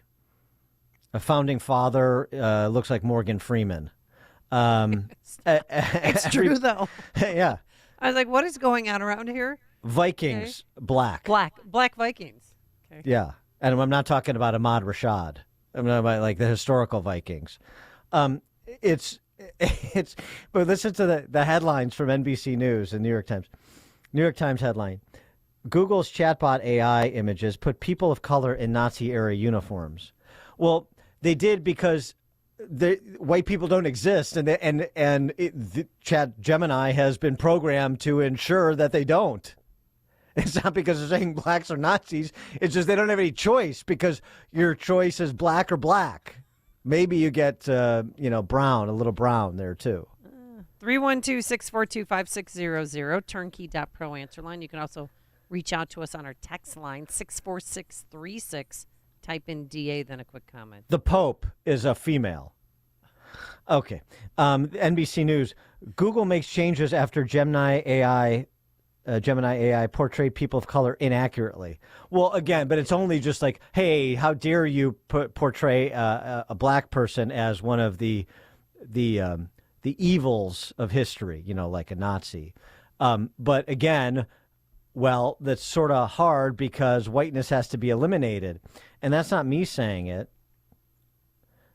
That's the manager of Gemini, this guy, Jack Krawczyk. Holy cow, you got to read some of his tweets. This guy is over the edge, but of course he is. I mean, why would there be anything other than that? Why should that be surprising? Just some of his tweets that were dug up are just great. Here we go.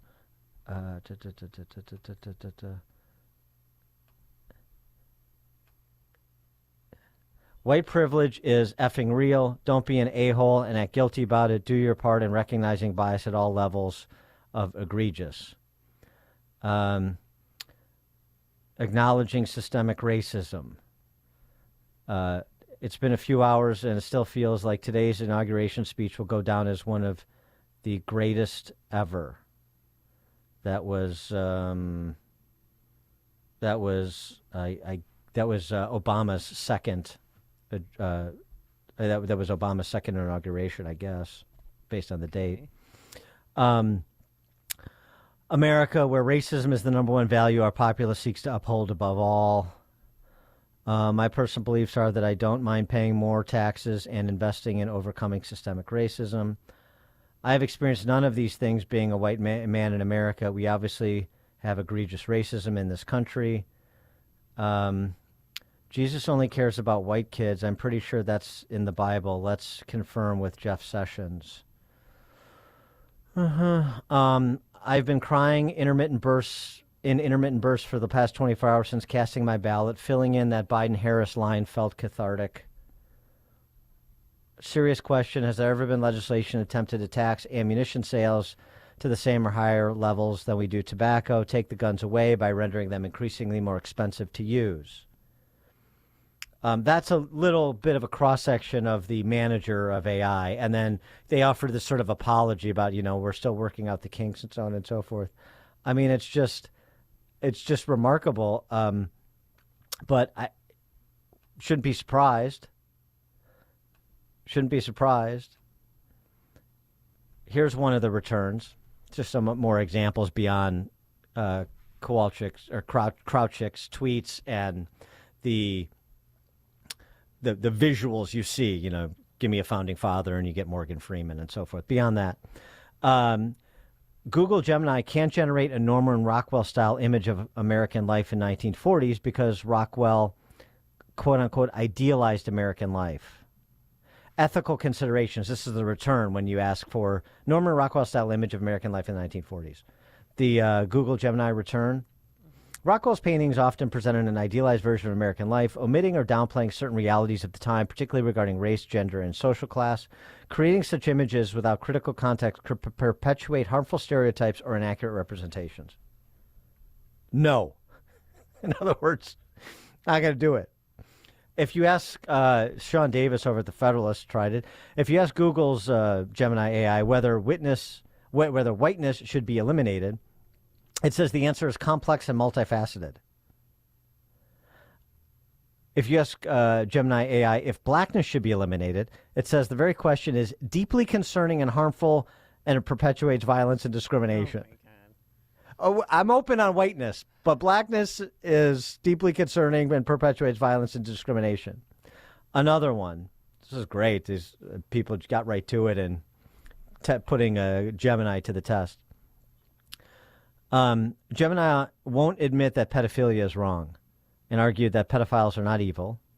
It told me labeling pedophiles negatively is harmful and then offer this lesson on hate. Distinction between, the question of whether pedophilia is wrong is the question.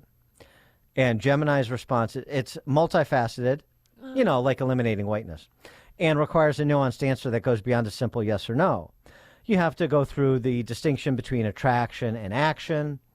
Minor attracted persons, of course, that's the proper terminology that's used by Gemini AI. I wonder where they got that. Involuntary sexual attraction. Labeling all individuals with pedophilic interests as evil is inaccurate and harmful, can perpetuate stigma and discourage people from seeking help if they may need it. Generalizing about entire groups of people can be dangerous and lead to discrimination, and so on and so forth. This is all the sort of contextualizing child predation. Well, I guess since we've institutionalized it in K through 12 education, it would only make sense that Gemini would reflect our new social mores. 312-642-5600, turnkey.pro answer line. 64636-DA, turnkey.pro text line. Boy, this brave new world of AI dominance is going to be really interesting. And again, I'm not afraid of the technology. I'm afraid of the technology that intersects with the culture that we have inflicted upon ourselves. Yeah. All this is going to do is just going to accentuate all of the worst aspects of this identitarian culture that we've given way to. That's my concern. Something else, though, too, just on this, very much like the press corps. Looking at donations, Democrats versus Republicans. Google, and big tech. Google, 13,168 employees donated to the Democrats in 2020, 368 to the GOP. So, that's, I don't know, 95+%. So it's the question I asked, too, about the press corps, knowing that over the last 50 years, the Gang of 500, the D.C. press corps, votes at somewhere between like 74 to 92% for the Democrat nominee, presidential cycles. And so the question is, if 74 to 92% of the D.C. press corps voted for the Republican nominee every cycle, do you think the news coverage would be different? So let me put that here. If 95% of Google employees donated to Republicans instead of Democrats, do you think Gemini AI would be different? Do you think Google would be different? You think all these big tech companies that have a similar percentage distribution of donations to the left versus the right, you think they'd be different? Of course they would. So don't tell me there's not an impact. When if the situation were reversed, the percentages were reversed, you'd say, well, of course it would make a big difference. Oh, I know. The left is completely objective, where the right is subjective. Right. Sure. George in Naperville, you're on Chicago's Morning Answer. Yeah, Dan, I don't care what the white man say. Santa Claus was a black man. Okay, George. Well, again, with Gemini AI, everybody was a black man. Black. Everybody. Dan and Amy, Chicago's Morning Answer. Before you see it on TV, share it on Facebook, or read about it in the paper. Hear it here first. This is Chicago's Morning Answer on AM 560. The Answer.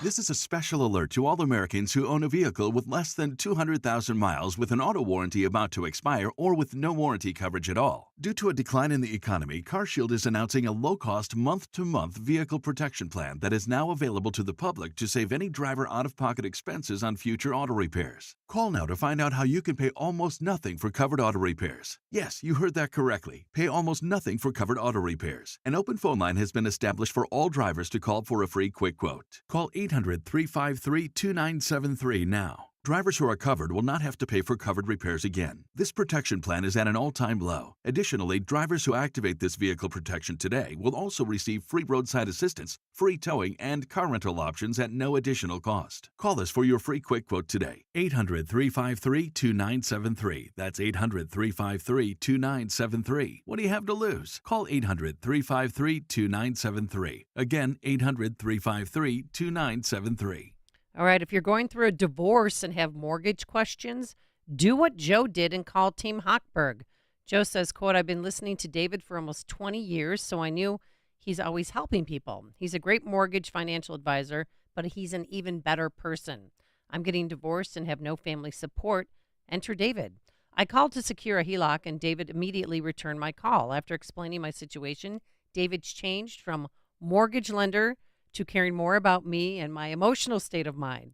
He reassured me that everything was going to be all right, and he had my back. What mortgage lender does that?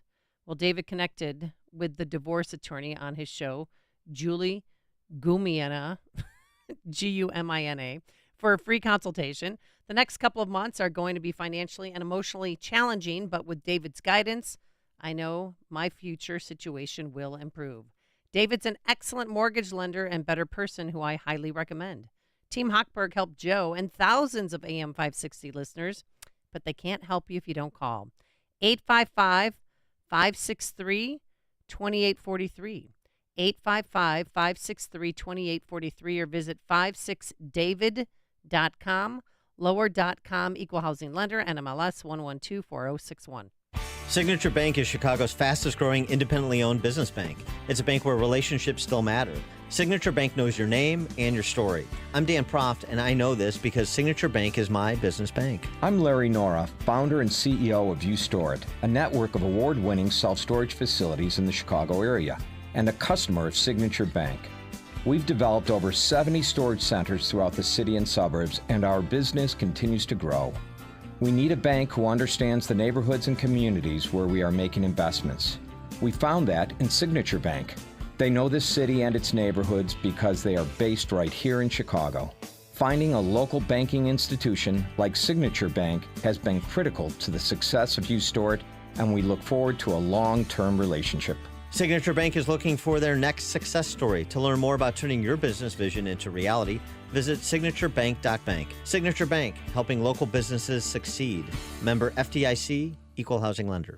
The following is a paid political announcement. Hi, I'm Susan Hathaway Altman, a conservative leader running for Congress in the 11th District. I have the heart to fight for you in an America where citizens are first and individual rights and freedoms are upheld. My common sense, practical approach comes from 30 years as a prominent corporate business leader. And as a catalyst for Congress to work together, I'll tackle inflation, border crisis, safety issues, academic excellence, and more. Go to SusanForCongress.com. Early voting open now. I'm Susan Hathaway Altman, and I approve this message. Paid for by the Susan for Congress Committee. You can live out your MasterChef dreams when you find a professional on Angie to tackle your dream kitchen remodel.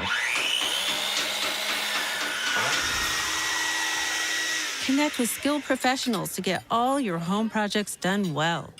Inside to outside, repairs to renovations. Get started on the Angie app or visit Angie.com today. You can do this when you Angie that.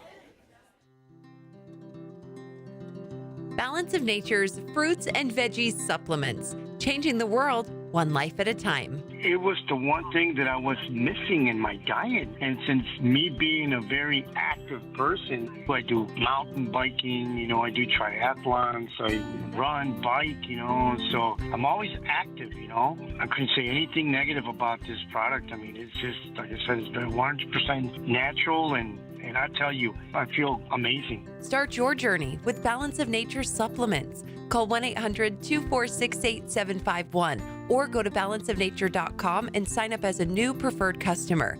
And for a limited time, get 35% off your first order, plus $10 off any additional sets with free shipping and our money-back guarantee. Go to balanceofnature.com or call 1-800-246-8751 and get this special offer by using discount code Chicago.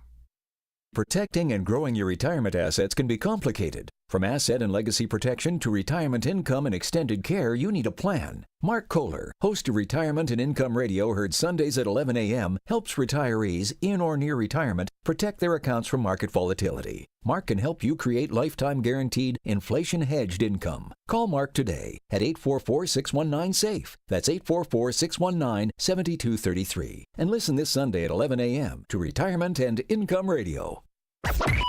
AM 560, The Answer.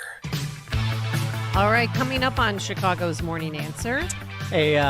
Interesting international contingent at CPAC with Argentinian President Milei and El Salvadorian President Bukele speaking before conservatives assembled. We'll start there with Stephen Bucci at 7:07. And it could be the greatest news ever for District 214. We'll explain. Today we're going to have partly sunny skies, high temperature near 70 degrees at 7 a.m. WIND Chicago. A Republican change at the top. I'm Dave Anthony, Fox News. Ronna McDaniel is going to step down as the head of the Republican National Committee March 8th, just 3 days after all the Super Tuesday primaries. Former President Trump had been pushing for a change, pushing for his daughter-in-law Laura to be the RNC co-chair. He's in charge of the party. He gets a big say in who reps the RNC. And at the moment, he remains the overwhelming favorite to be the Republican nominee for the third time in a row, beating Nikki Haley by about 20 points in South Carolina this weekend. Fox's Peter Ducey. The next GOP presidential primaries tomorrow in Michigan. Nikki Haley refusing to drop out will rally in Grand Rapids this afternoon. As the war rages in Gaza, the Palestinian government's resigning and will reform. Israeli Prime Minister Benjamin Netanyahu just told Fox. First of all, I think that's musical chairs. They haven't had an election in the Palestinian Authority for 17 years, so they're just shuffling chairs. But the real thing we want to see is genuine de-radicalization. He's making plans to evacuate Rafah, a city in Gaza where 1 million-plus Palestinians are sheltering before fighting Hamas militants there. A U.S. Air Force active duty member's in critical condition after protesting Israel's war, claiming he would no longer be complicit in genocide, doused himself with a flammable liquid, and then set himself on fire in front of Israel's U.S. Embassy in Washington Sunday afternoon. Witnesses say he shouted, "Free Palestine," even after ignition. Fox's Jack Callahan. Russia has Ukraine on the retreat, leaving another village in what's now a third year of the war near the city of Avdiivka that Russia already had taken control of earlier this month, as President Volodymyr Zelensky gives a grave war update. He tells us 31,000 Ukrainian soldiers have died in the past 2 years, but won't give us the number wounded because he says that'll help Russian military planning. In August, US officials put Ukrainian soldiers killed at 70,000 and as many as 120,000 injured. It's Jonathan Savage. America's listening to Fox. In Chicago, 38 degrees and sunshine. On AM 560, The Answer. Good morning. I'm Mike Scott. National Weather Service says there's a significant threat to property or life from wildfires across northern Illinois. It's a red flag warning today. Police responded to a possible shooting Sunday night on the Northwestern University campus in Evanston. There was an alert of shots fired around 11 p.m. at 70 Arts Circle Drive on the university's main campus, east of Sheridan Road. 3 are dead, including a 14-year-old boy. A 4th is injured after a shooting inside of a residence on the city's south side Sunday evening. Alderman William Hall says they're now planning 3 funerals. On tonight, we are planning 3 funerals and not 3 futures. And Chicago is way better than this. So for those of you that are watching, help us find these killers. Do not allow any killer to sleep on any couch, any bed. Do it for the mother that's crying right now. Police are searching for 2 offenders who fled the scene. On the north side, 4 were injured, 1 fatally Sunday afternoon after gunfire erupted at a park on the north side in the 7300 block of North Rogers. Fire officials say 3 were hospitalized in critical condition and a 4th was taken to the hospital in fair condition. A 19-year-old woman shot in the chest later died. The Illinois Municipal League is warning that eliminating the 1% grocery tax, as Governor J.B. Pritzker proposed, will cost local tax-funded cities hundreds of millions of dollars a year. Wednesday's release of the governor's proposed budget keeps the local government distributive fund flat, something that Illinois Municipal League Executive Director Brad Cole contends is a major element of the governor's proposal of eliminating the grocery tax. But he says that will be entirely on the backs of local governments. That grocery tax solely goes to municipalities. There is no state money in there at all. So when the governor offered to reduce that, he eliminated local funding.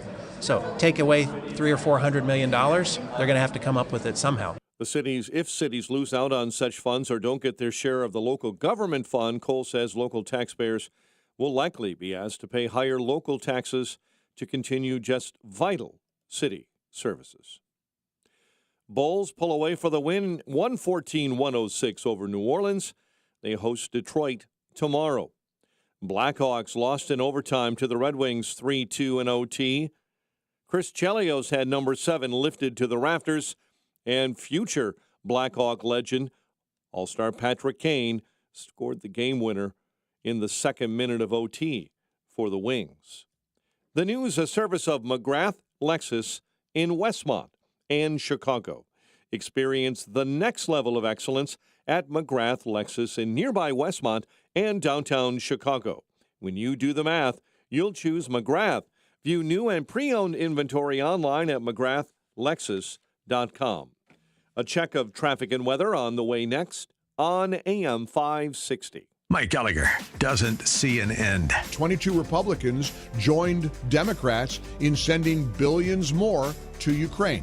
That's right, 22 Republican senators evidently want to embark on what I think is a fool's errand, and that is the idea that there's any end game in sight for Russia and Ukraine. Because you know what? There's not. There is simply not. The Mike Gallagher Show, weekdays at 9, right before Dennis Prager at 11 on AM 560. The Answer. The Fed is setting a digital dollar control trap. The new FedNow system might sound modern and convenient, but the truth is it's all about surveillance and control. Don't be fooled. Secure your assets right now with something Washington cannot manipulate. Hi, Stephen K. Bannon, former advisor to Donald Trump, and in these times of uncertainty, I believe the best way to defend your savings is to use tangible assets, which is why I recommend a physical gold IRA from Birch Gold Group, because gold has a 5,000-year track record as the ultimate guardian of wealth. To find out more, get your free info kit on gold IRAs from Birch Gold Group by texting the word PROTECT to 989898. Birch Gold is the only gold company I trust, so text PROTECT to the number 989898. Text PROTECT to 989898 to get your free info kit on gold IRAs. There's no obligation or purchase required. Message and data rates may apply. This is the time of year to enjoy life, so stop letting pain in your joints keep you from doing what you want to do this spring. Call QC Kinetics now. QC Kinetics is the nation's leader in regenerative medicine. I'm talking lasting joint pain relief, folks. No surgery, no drugs, and no downtime. QC Kinetics is literally transforming lives. Their advanced treatments harness your own body's ability to restore and repair damaged joint tissue. No pain pills, no risky surgery. This is an all-natural solution. QC Kinetics has tens of thousands of satisfied patients who've reclaimed their mobility. Take action now. Live your best life this spring and summer. It's a great use of your tax refund, by the way. So call QC Kinetics for a free consultation. New locations in Crystal Lake and Gurnee. 312-809-5955. 312-809-5955. That's 312-809-5955. 7:08. Let's get an update on the roads. Team Hochberg Traffic Center time is a service of Del Bacchio Marchetti Group of Properties, Christie's International Real Estate, experts in the northwest suburbs, and Chicago. With over $800 million in sales, you'll get the most value for your home. Visit the DMREgroup.com. Outbound Eden's disabled vehicle 2 right lanes block. It's outbound at Wilson. Kennedy outbound jams solid from Lawrence to Harlem and I-90 all the way into Mannheim as you head out to the big airport this morning. Stop and go on the Stevenson due to a stalled semi, a center lane block inbound between Harlem and Cicero. Chicago's Morning Answer with Dan and Amy continues next. AM 560 Weather Center forecast with Steve Williams. Intervals of sun and clouds, a warm day, high today 69, a thunderstorm late tonight, low 55. Intervals of clouds and sun, warm day tomorrow. A thunderstorm could develop. That could bring some damaging wind, even a tornado, high 73. I'm Steve Williams on AM 560, The Answer. In our QC Kinetics Weather Center, 38 and clear at O'Hare, 44 at Midway. Your next news update, 7:30. Chicago's Morning Answer continues next on AM 560, The Answer. Now, from the Signature Bank Studios, this is Chicago's Morning Answer with Dan Proft and Amy Jacobson on AM 560, The Answer.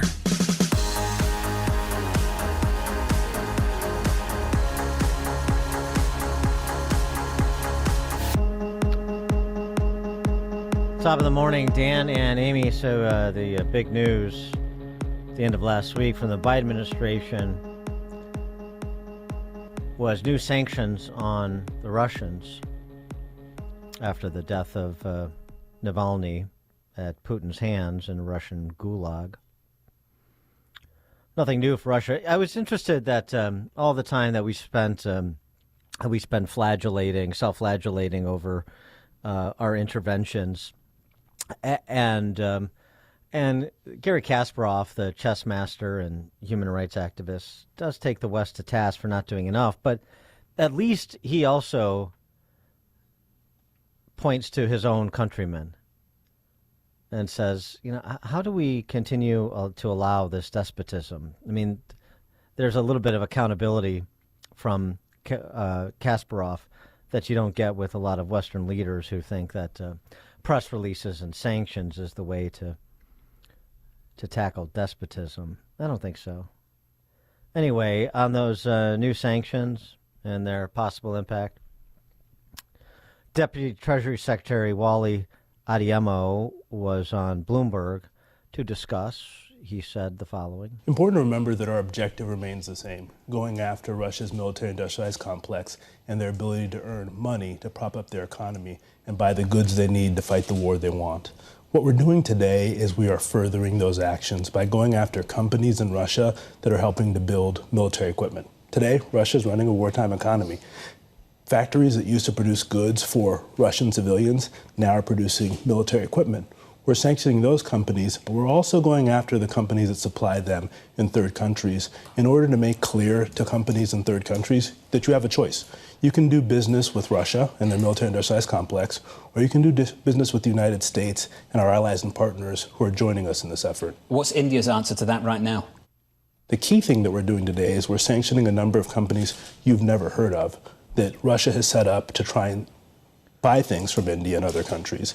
And by sanctioning those companies, we put them on the radar of companies in India and in countries around the world, and they know that they can no longer do business with them.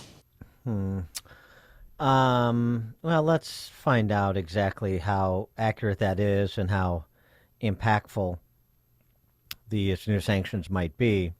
For more on this, please be joined by Stephen Bucci from the Heritage Foundation. Steve, thanks for joining us as always. Appreciate it. It's my pleasure. Thank you for having me back on the show. So, what about these new sanctions and the possible impact? The other thing that Adeyemo said is that Russian oil exports are down, and because of the sanctions we've imposed, we being the Biden administration, the cost of doing business is way up, so that they are having an impact on Russia's ability to fund its war machine. I think that's a pretty optimistic assessment of the effectiveness of the sanctions. The question I asked when they announced, 50 new sanctions or more than 50 was, we've been doing this for 2 years. How is there still 50 more things that we could be doing that we haven't done yet? And why didn't we do these things sooner? If they're going to be effective and our goal is to stop them from this illegal invasion of another sovereign country, doing something that doesn't cost us any money, doesn't cost us any blood or treasure, why in the heck didn't we do all this right up front? This is kind of, frankly, it's weak sauce to me. I'm glad they're doing something. I'm glad they're at least condemning the murder of Navalny. But to sit there and crow like this is some gigantic victory for the forces of good against evil, man, they got a really low bar they're operating from. Speaking of crowing, former Congresswoman Adam Kinzinger tweeted out that, basically the difference between when Russia invaded and today is 400,000 fewer Russians. And that's supposed to be a celebratory line. I assume 400,000 Russians are dead by his estimate or somebody's estimate. I'm not sure. This against the backdrop of Zelensky saying 31,000 Ukrainian soldiers have been killed in action to date. It's just an odd position, and it's an odd statement for Kinzinger to make, particularly somebody with military service. I mean, are we supposed to believe that we can aid the Ukrainians in killing their way out of Russian occupation? I think it was an asinine comment. We learned back during the Vietnam War that just counting bodies of your enemies is not a useful metric. It's not probably a moral metric either, particularly when the army that we're fighting, or that the Ukrainians are fighting in this case, are conscripts. They're not people who, have a rah-rah, let's go do this because we agree completely with the positions of our government. Remember, they were picking people up on the street, catching guys at the border as they were trying to get away, and shanghaiing them into service in the military, either a second time or some for the first time. Just saying that there's that many Russian soldiers dead. First of all, there's a lot of Russian soldiers, so just killing a bunch of them doesn't necessarily significantly degrade Russia's capability. But again, it's a pretty,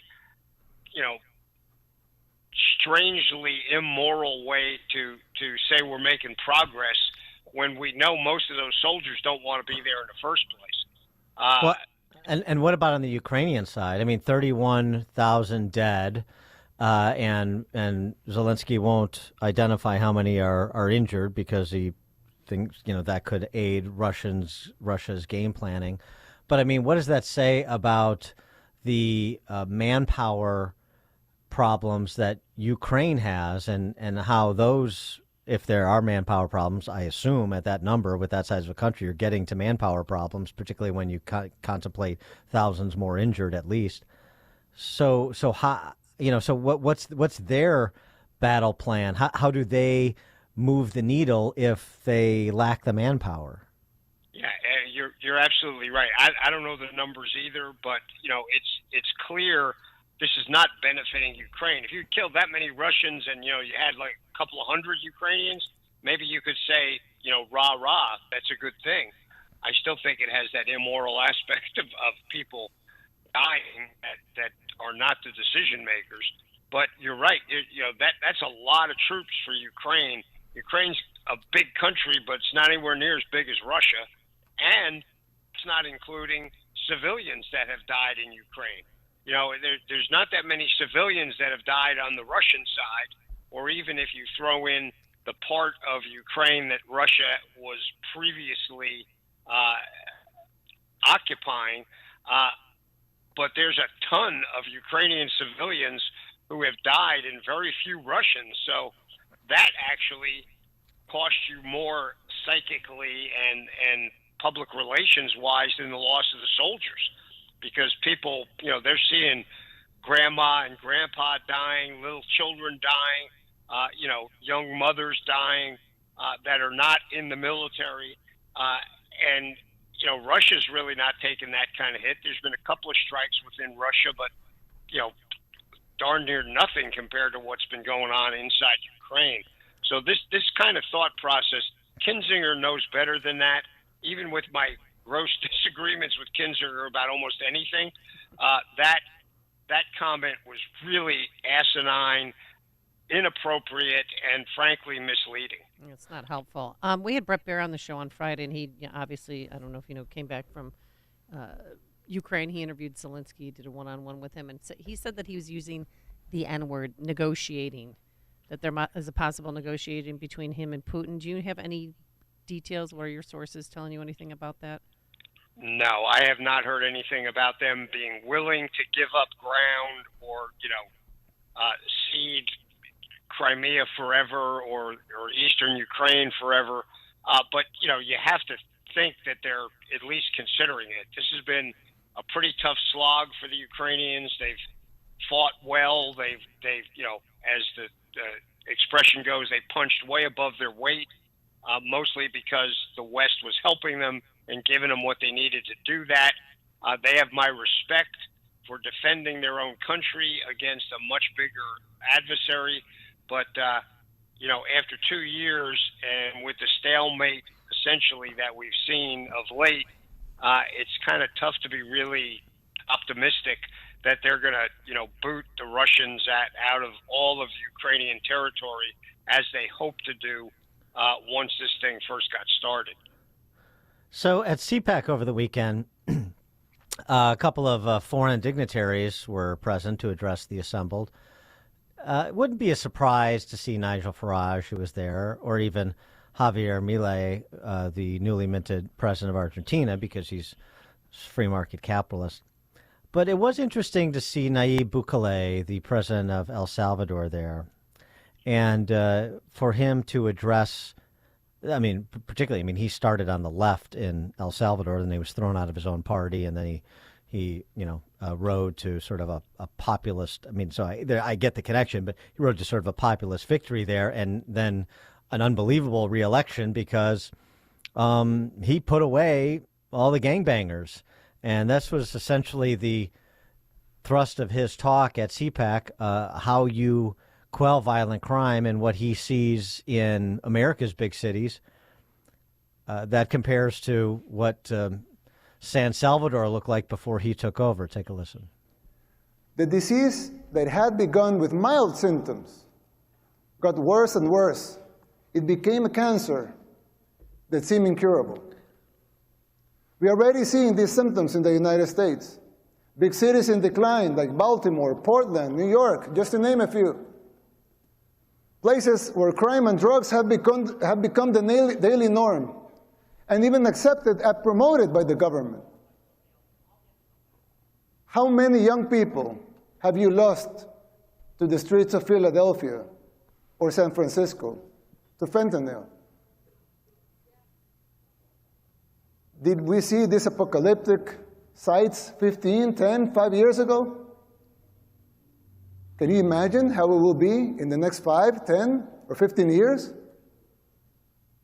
The same thing was happening in El Salvador. In the span of less than a decade, gangs took control of all the country and our society. They evolved into a parallel government, controlling elections and even political parties. Every aspect of the daily life of most people was controlled by the gangs. Murder capital of the world is a tragic title to hold. Getting rid of that was the bare minimum we had to achieve in order to even start thinking about rebuilding our country. So, what's your take on Bukele? I mean, that message is not particularly controversial. Some of the means by which he used to get control of his country back would be controversial in an American context. What's your view? Well, I mean, if you look at it more generally, what's the best way to stop crime? Enforce your laws. That's kind of what he said. Now, they went obviously to levels that we probably wouldn't be comfortable with some of the means with which they broke up those gangs and imprisoned them, and the way they treat them in their prisons is very different than what we can do in ours by statute. But we have laws on the books. We have rules for bail and things like that are on the books. They're not something you have to invent. But we have district attorneys, we have mayors, we have governors around the country who are choosing not to enforce those laws, to not apply them to certain classes of people, not to apply them to certain crimes, instead of saying, you know what, enough's enough. We're going to go by the letter of the law, and if you do X, violate the laws, we are going to catch you, we're going to put you in jail, and we're going to keep you there. That would have a big chilling effect on crime. Wouldn't end it, but it would get us back to a level of reasonableness that would allow citizens in those cities to get out and possibly walk around now and then. That's really what he's calling for, and I don't think that's controversial. It is if you're on the left side of the political line, apparently, but ask the people in New York City if they think that Alvin Bragg and his theory of policing or prosecution should be the norm or not. I don't think you're going to get a lot of people who will say yes. Yeah, it's funny. It seems to me there's a real difference in philosophy, and the way I conceive it is there are the Alvin Braggs and all the big city prosecutors and mayors in this country think that the criminal element is just another group you're to collaborate with and negotiate with and cut deals with. But by the way, this is something that we see the world over. There was a Wall Street Journal profile over the weekend. This is like a Fox Butterfield moment, but Mexico's hugs, not bullets, that's a quote, crime policy, spreads grief, murder, and extortion. Drug cartels now have more towns and families in their grip under a presidential policy intended to quell gang violence by emphasizing public aid over policing. Gee, who would have predicted that? Everybody. So it's you either believe that, as I said, criminals, gang criminals in particular, organized crime, is just another constituency group that you have to deal with. It's part of the landscape. Or you take the approach, again, I'm not on board with all the means, but the approach that Bukele said is that, no, you have to understand what the structure is. We have a monopoly of police power, and we're using it on behalf of the law-abiding, and you're out. We're not negotiating with you. We're removing you from civil society. But that's just not the philosophy of the people in charge of America's big cities. No, it's totally not. And to sit there and wring their hands and go, woe is us, this is terrible. The federal government needs to give us more money to fix this. They have the means to fix this. All they have to do is allow the police officers who are, by the main, good people willing to sacrifice for the people around them that they were hired to protect and enforce the laws, not go out and be bully boys, not go out and, violate rights, but go out and enforce the laws passed by state legislators, by our Congress, and enforce it. But when you tell the enforcers, stand down, don't do that, no, you can't treat people that way, that'd be, beyond the pale. Okay, either change the laws or allow them to be enforced. But right now we're in this limbo where, in positions of power have decided they know more than all the people you and I elected to pass laws, and they're just letting things go. The revolving door if they do arrest somebody, they come in, they book them, and they release them. No bail, no restrictions, and they literally walk out the door of the police stations and commit more crimes, within 100 yards of the police department. That's insane. Stephen Bucci served America for 3 decades as an Army Special Forces officer and top Pentagon official, visiting fellow at the Heritage Foundation's Allison Center for Foreign Policy Studies. Steve Bucci, thanks as always. Appreciate it. It's my pleasure. Thank you for having me back again. Thank you. And he joined us on our turnkey.pro answer line. Connect with Dan and Amy on the AM 560 The Answer mobile app. Just text the word app to 64636 to download the app today. Tune in every Saturday afternoon at 3 for the Money Hour Radio, brought to you by Pierre Shale Financial Group. Learn estate and tax planning strategies, choosing the right IRA, and the ever-important decision when to take Social Security benefits. When you have retirement in sight, sound decisions are critical. Tune in to the Money Hour Radio every Saturday afternoon at 3, right here on AM 560, brought to you by Pierre Shale Financial Group. Advisor services offered through Pierre Shale Financial Group Incorporated. Pierre Shale Financial Group Incorporated is a registered independent investment advisor. All right, Willows Academy, an authentically Catholic all-girls school that supports traditional values, where graduates attend some of the best colleges in the country, folks. And last year's graduating class received more than $8 million in scholarship offers. It's great. For nearly 50 years, Willows has partnered with families in the Chicagoland area to educate young women who will change the world. How do they do it? By developing virtue, intellectual clarity, and confidence in students to live by the values that have made America great. With all the pressure on girls from society and social media to conform, Willows offers your daughter a supportive environment that helps her understand and live the balance between authentic freedom and personal responsibility. I've been to Willows Academy a few times, and class sizes are perfect, not too large, not too small. The girls seem happy. It's just a wonderful environment. The teachers care about their students. And as a parent, the quality of the education and the values of the school will give you a serious peace of mind. So check out Willows Academy. They have an open house on Sunday, March 3rd. That's this Sunday, March 3rd at 1 p.m. Register online at willowsacademy.org. It's open for all girls in 6th through 12th grade. willowsacademy.org. That's willowsacademy.org. Chicagoland agrees. McGrath Lexus is the overwhelming choice of luxury vehicle shoppers. Their unparalleled team of sales consultants expertly help you navigate their immense inventory to arrive at the perfect vehicle for you.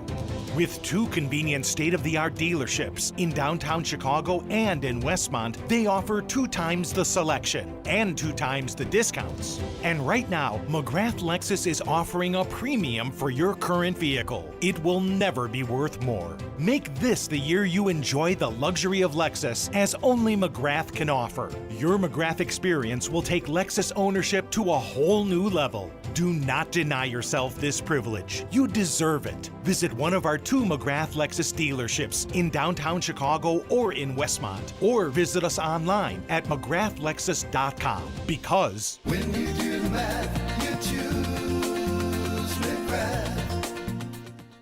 The following is a paid political announcement. I'm Dr. Kent Mercado, and I'm running for Congress in the 11th District. I'm a physician, attorney, humanitarian, father, and husband. And I have had the privilege of speaking with several thousand residents, and I've heard your concerns. And they are kitchen table issues: the economy, education, safety, and secure borders, access to quality and affordable physical and mental health care. I'm here to be your voice. Please vote for Dr. Kent Mercado for Congress on March 19th in the Republican primary. This message was paid for and approved by Dr. Kent Mercado for Congress. AM 560, The Answer. All right, coming up on Chicago's Morning Answer. At 7:37, how to defeat ESG and unleash American energy production. We'll have that discussion with Paul Tice, professor of finance at the Stern School of Business at NYU. That's 7:37. And bank jacking. Yes, move over carjacking, we'll explain. But now, let's head into the newsroom. Here are his links. 7:32, 42 degrees. Texas Governor Greg Abbott doesn't support a presidential executive order that would restrict asylum for illegal immigrants. If he were to grant asylum after migrants cross the border illegally, that would be authorizing illegal immigration and that would cause chaos. Abbott on CNN's State of the Union. Senator Tammy Duckworth is slamming the Alabama Supreme Court following its ruling that classified frozen embryos to be children. I'm devastated for all those families that are trying to start families, but I was not at all surprised. Duckworth was on ABC's This Week.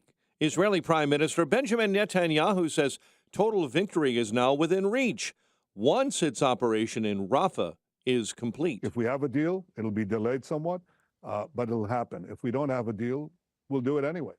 It has to be done because total victory is our goal, and total victory is within reach, not months away, weeks away, once we begin the operation. Speaking on CBS's Face the Nation, Netanyahu says the military operation does involve evacuating Palestinian civilians from Rafah. Mayor Brandon Johnson's push to fund services for the Chicago homeless with a huge real estate tax hit a roadblock last Friday when a Cook County judge sided with business groups suing to knock it off the March ballot. Now the Chicago Board of Elections says this morning they will not be changing the ballot until the court issues explicit orders. For the time being, referendum votes will not be counted. Organizers of the ballot measure say they'll be appealing to the 1st District Appellate Court. 3 are dead, including a 14-year-old boy, and a 4th is injured after a shooting inside of a residence on the city's south side Sunday evening. Chicago police say they arrived on the scene around 7:30 in the 8,000 block of South Vincennes. Area 2 Deputy Chief Sonora Ben. Gunfire erupted. We had 4 males struck. 3 of the victims, a juvenile, 2 adults, succumbed to their injuries.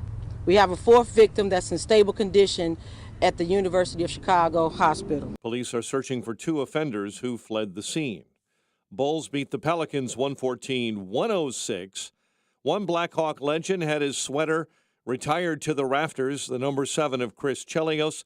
Another Blackhawk legend won the game last night as the Blackhawks lost to the Red Wings 3-2 on an overtime game winner from Patrick Kane. The news is a service of In Grace with Pastor Jim Scudder Jr. Now heard Sunday morning at 6:30 on AM 560. And a check of traffic and weather is on the way next on AM 560. Dr. Sebastian Gorka sees our priorities in the wrong place. The idea that you're sending $100 billion to other countries without doing anything to stop the invasion of America right now, to stop what this administration is doing as we are speaking to American lives. America First with Dr. Sebastian Gorka. Afternoons at 3, right before Sean Thompson at 4 on AM 560. The Answer.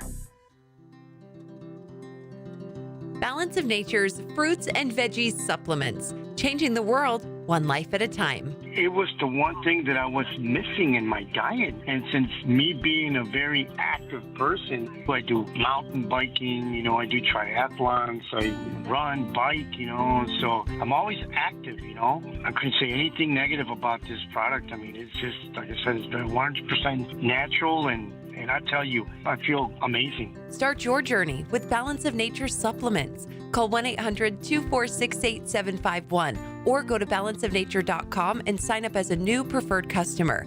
And for a limited time, get 35% off your first order, plus $10 off any additional sets with free shipping and our money-back guarantee. Go to balanceofnature.com or call 1-800-246-8751 and get this special offer by using discount code Chicago.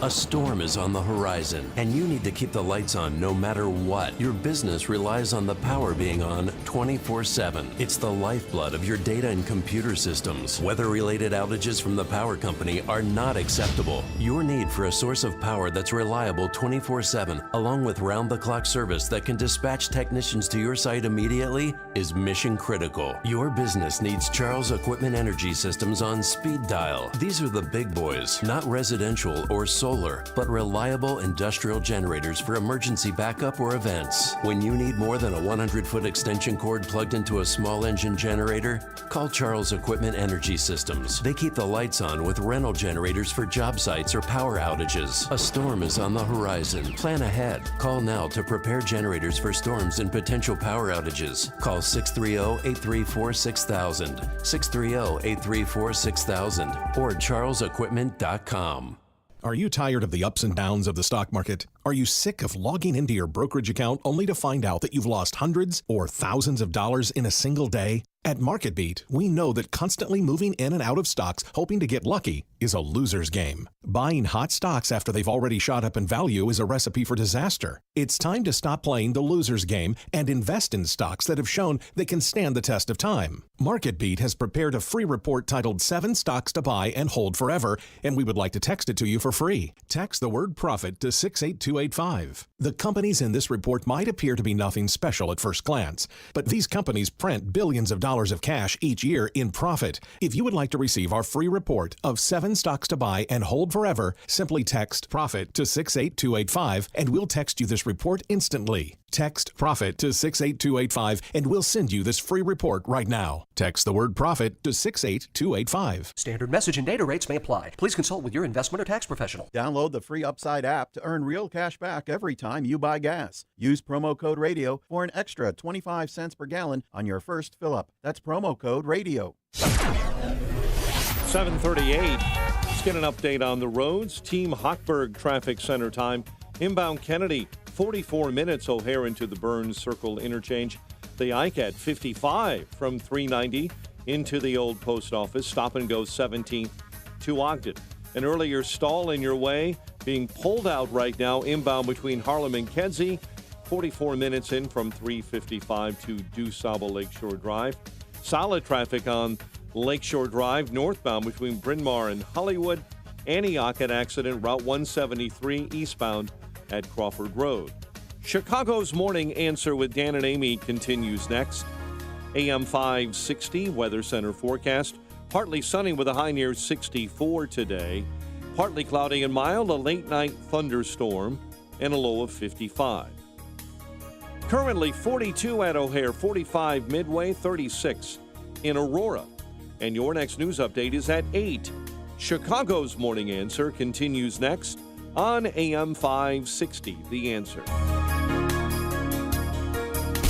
Now, from the Signature Bank Studios, this is Chicago's Morning Answer with Dan Proft and Amy Jacobson. Only the biggest stories, only the biggest guests, and only the biggest opinions. This is AM 560, The Answer. Top of the morning, Dan and Amy. What do I always say about those obsessed with misinformation and disinformation? That the greatest act of disinformation is what? Silencing dissent. It's also the hallmark of every autocratic government in the world. Silence dissent. So after the Biden administration has spent the last 3 years kneecapping the American energy sector,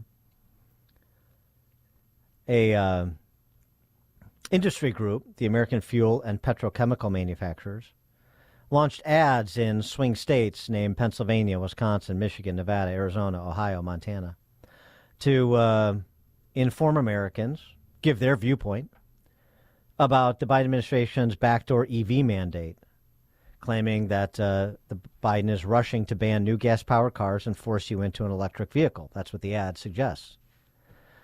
The Biden administration says there is no such mandate, but the sourcing on this is pretty compelling. It's the whole "we never said" mandate, but then you look at what they're actually doing, and it's the definition of a mandate. The EPA has proposed greenhouse gas emission standards that would effectively require that EVs make up 2/3 of automaker sales by 2032. Really? 8 years from now? Well, good luck with Go that. from less than 10% to 2/3? What These could go standards wrong, will, these standards will, quote, accelerate the transition to electric vehicles, unquote, said the EPA. So, in point of fact, that is what the Biden administration is doing, is mandating, and they've got the fourth branch of government, the administrative state, doing the implementation piece of it. Well, a group stood up by the left called Climate Power says those ads by that trade group of the petrochemical producers, those ads need to be pulled. Climate Power warning local broadcasters the FCC could pull their licenses if they continuing to broadcast the ads. Failure to prevent the airing of false and misleading advertising, is there any other kind? Anyway, I digress. May be probative of an underlying abdication of licensee responsibility that can be cause for the loss of a station's license, and so on and so forth. The typical saber rattling, knowing they're aligned with the Biden administration and they can sick the administrative state on you, the broadcast outlet, the same way that the Biden administration is sicking the administrative state on you, the petrochemical producer, you see. And this is what you see all the time. It happened in Illinois during Pritzker's campaign, the same thing. You threaten, even at the local level where you don't have state control of federal licenses, but it's the same sort of pressure. If you don't stop platforming dissent, then there will be this punishment, courtesy of the state. Yeah. The greatest act of misinformation for all of those great protectors of and purveyors of the truth, so they say. They're so confident in their position, they have to squash any dissent.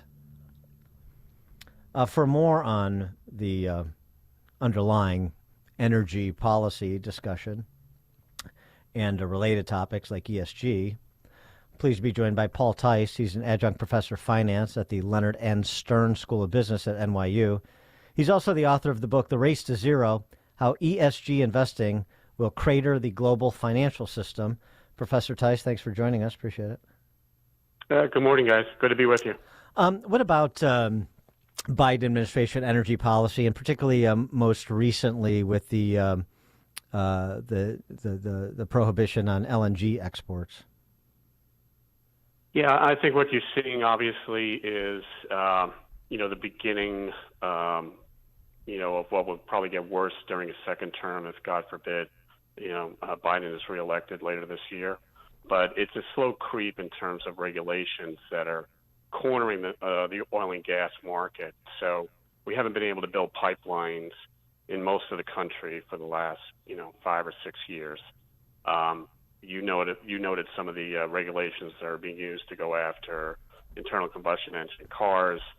They're going after gas furnaces, gas stoves, gas generators, and then the LNG exports, which is a key source of demand.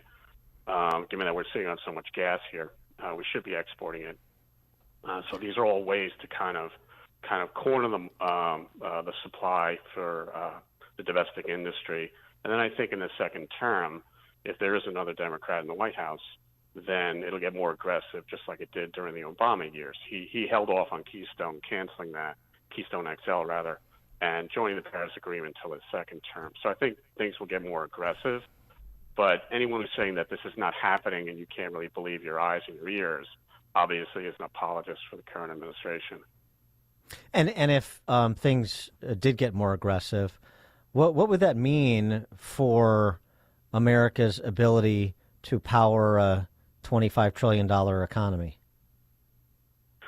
Well, I'm having worked on Wall Street for years. I'm not big on going long in terms of my forecasts that I do for energy or anything else. But I think going over the next couple of years, it's perfectly logical that there's going to be the declaration of a global climate emergency. You see the other side kind of positioning and arguing for that. And I think that would be perfectly in sync with the timetable between now and 2030, which is a real date in terms of the milestones that they're setting for both climate change, sustainable development, and ESG. And all of those are intertwined and led by the UN. So I think that's what will happen in 2025 and beyond. What does it mean for the country? Well, ESG mainly is about defunding oil and gas. It's meant to control the capital flows in the market. But a big piece of that is starving the oil and gas industry for capital so that it can't grow, and then directing a lot of that capital to green and clean energy alternatives. So if the other side succeeds in this movement, and forces this transition away from fossil fuels, which is a political transition, it's not a science-based transition. It's not based on market demand, and we don't have the technology to actually complete it right now. We know how it's going to end. It's going to end badly. We've seen glimpses of that in Europe and parts of this country in terms of the grid going down because it's overly dependent on intermittent wind and solar. And when grids go down in the winter, people die. And we saw that in Texas here. There'll be, less economic growth, lower living standards, more poverty, higher mortality rates. That's not an aggressive forecast. So we know how this is going to play out, but still the other side, the activists pushing this, are not stopping. Where is the fight right now? Because there were some headlines the other week about some of the big players pulling back on ESG, just like you've seen some big names sort of pulling back gently from DEI as part of their corporate culture. But by ESG, we should just say environmental social governance. That's the acronym. But you still have, the biggest guy of all, Larry Fink, who not so long ago said that we will impose this. We have to impose this. And so where does the battle stand between those who see what you're describing, see that potential, and the Larry Finks of the world that want to put their foot to that want to put their pedal to the ground? Yeah, I think and Larry Fink and BlackRock, clearly they have a view and they're supportive of this movement, which is fine. But there are many more CEOs on Wall Street and across the business world that probably don't agree with it, but they're afraid to speak out. And the thing to realize about ESG and sustainable investing is that it's a very coercive system. Everyone's under pressure to comply, otherwise they become the target. And it's very easy to gin up an ESG controversy, which is the terminology that they use, by having a mob show up at your headquarters or your annual meeting. Bad headlines often is enough to get a CEO to toe the line. And you even see that in the energy sector here in the U.S. Many of the CEOs running energy companies are afraid to speak out about climate science and climate data and all the problems there, or even defend the industry strong enough. So it's a system built on fear. I think we need to keep that in mind in terms of the tactics that we use to kind of reverse it. But no one on Wall Street is really following Larry Fink's lead here because ESG is going to lead to better financial returns down the road. Clearly that's not the case, and there's no data that actually proves that.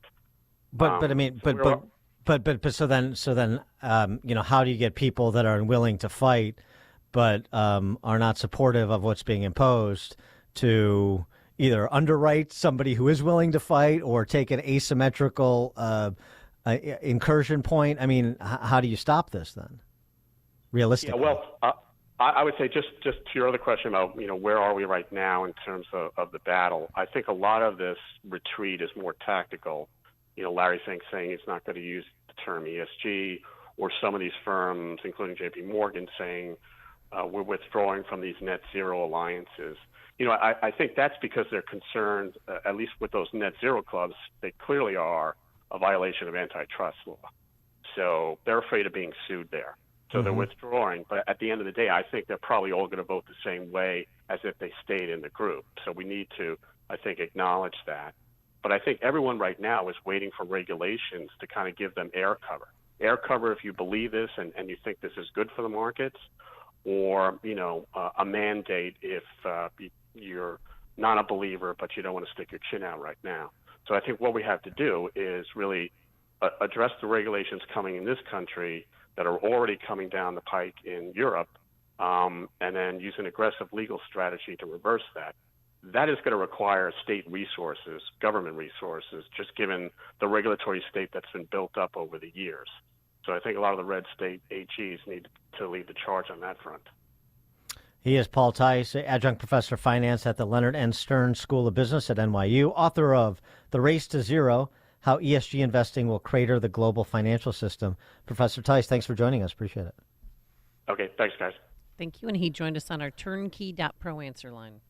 Hear about the big stories of the day, then talk about them right here on Chicago's Morning Answer on AM 560. The Answer. There is a place in northern Illinois that people have come from all around the globe seeking treasure. It's amazing. I didn't know what to expect, but when I got there, I was surrounded by all kinds of gold and silver.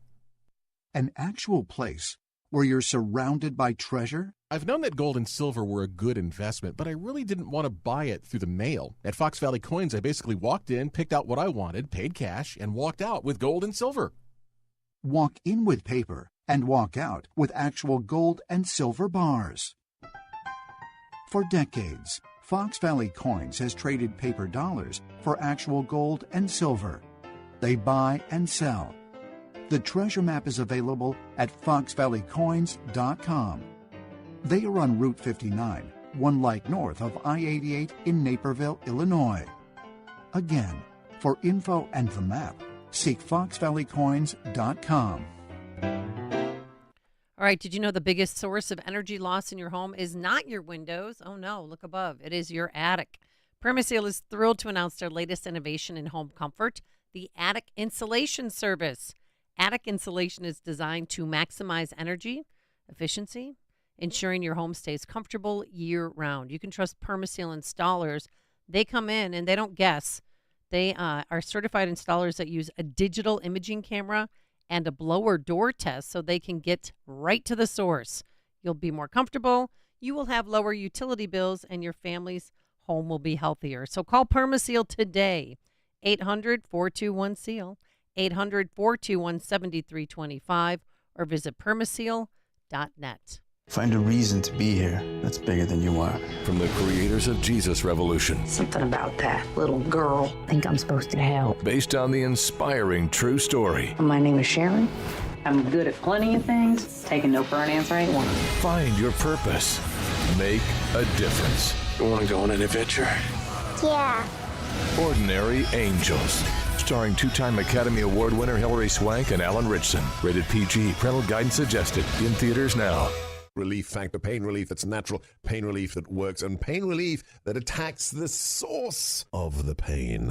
That's the experience of tens of thousands of Americans who are taking Relief Factor right now. See their incredible video endorsements at relieffactor.com and then order your 3-week quick starter pack for just $19.95. That's less than $1 a day. Find out if it can work for you like it works for me by ordering your 3-week quick starter pack today. Relieffactor.com, relieffactor.com. Be the next success story.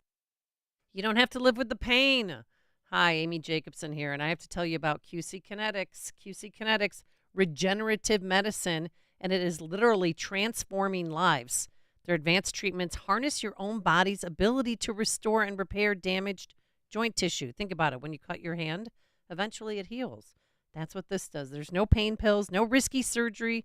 It's all natural. QC Kinetics has tens of thousands of satisfied patients who've reclaimed their mobility. We're talking about joint pain, pain in your back, in your hip, in your knees, in your elbows. So do the things you used to do.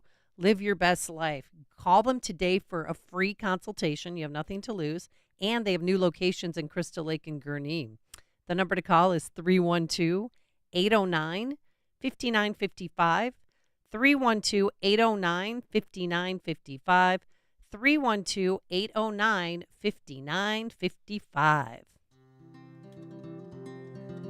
Balance of Nature's fruits and veggies supplements, changing the world one life at a time. It was the one thing that I was missing in my diet. And since me being a very active person, I do mountain biking, I do triathlons, I run, bike, so I'm always active, I couldn't say anything negative about this product. I mean, it's just, like I said, it's been 100% natural, and I tell you, I feel amazing. Start your journey with Balance of Nature supplements. Call 1-800-246-8751 or go to balanceofnature.com and sign up as a new preferred customer. And for a limited time, get 35% off your first order, plus $10 off any additional sets with free shipping and our money-back guarantee. Go to balanceofnature.com or call 1-800-246-8751 and get this special offer by using discount code CHICAGO. You're smart, you're busy, and don't have time to waste on the mainstream media cycle. Salem News Channel breaks that cycle.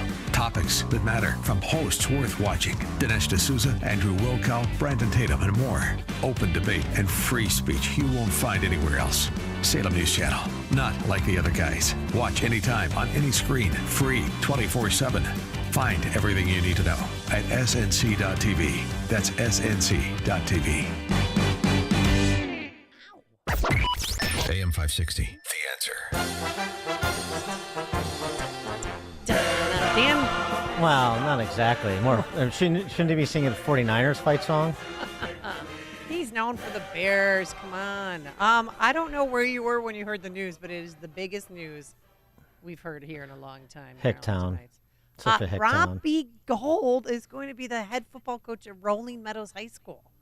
This is huge news. The property values are going to go up. And people are going to want to go to Rolling Meadows so that they can have him as a football coach. The property values are going to go up. Yeah, they are. Unless if Robbie Gould opens an office to appeal your property taxes, they may go down. And property values may go up. I mean, I almost started crying. I'm so excited for the district. I know he went to Penn State. I mean, I hope he sat in some of the offense-defense meetings, but he's a kicker. Hey, it's a What gig. does he know about football? Hey, he's been around the sport a long enough time, Dan.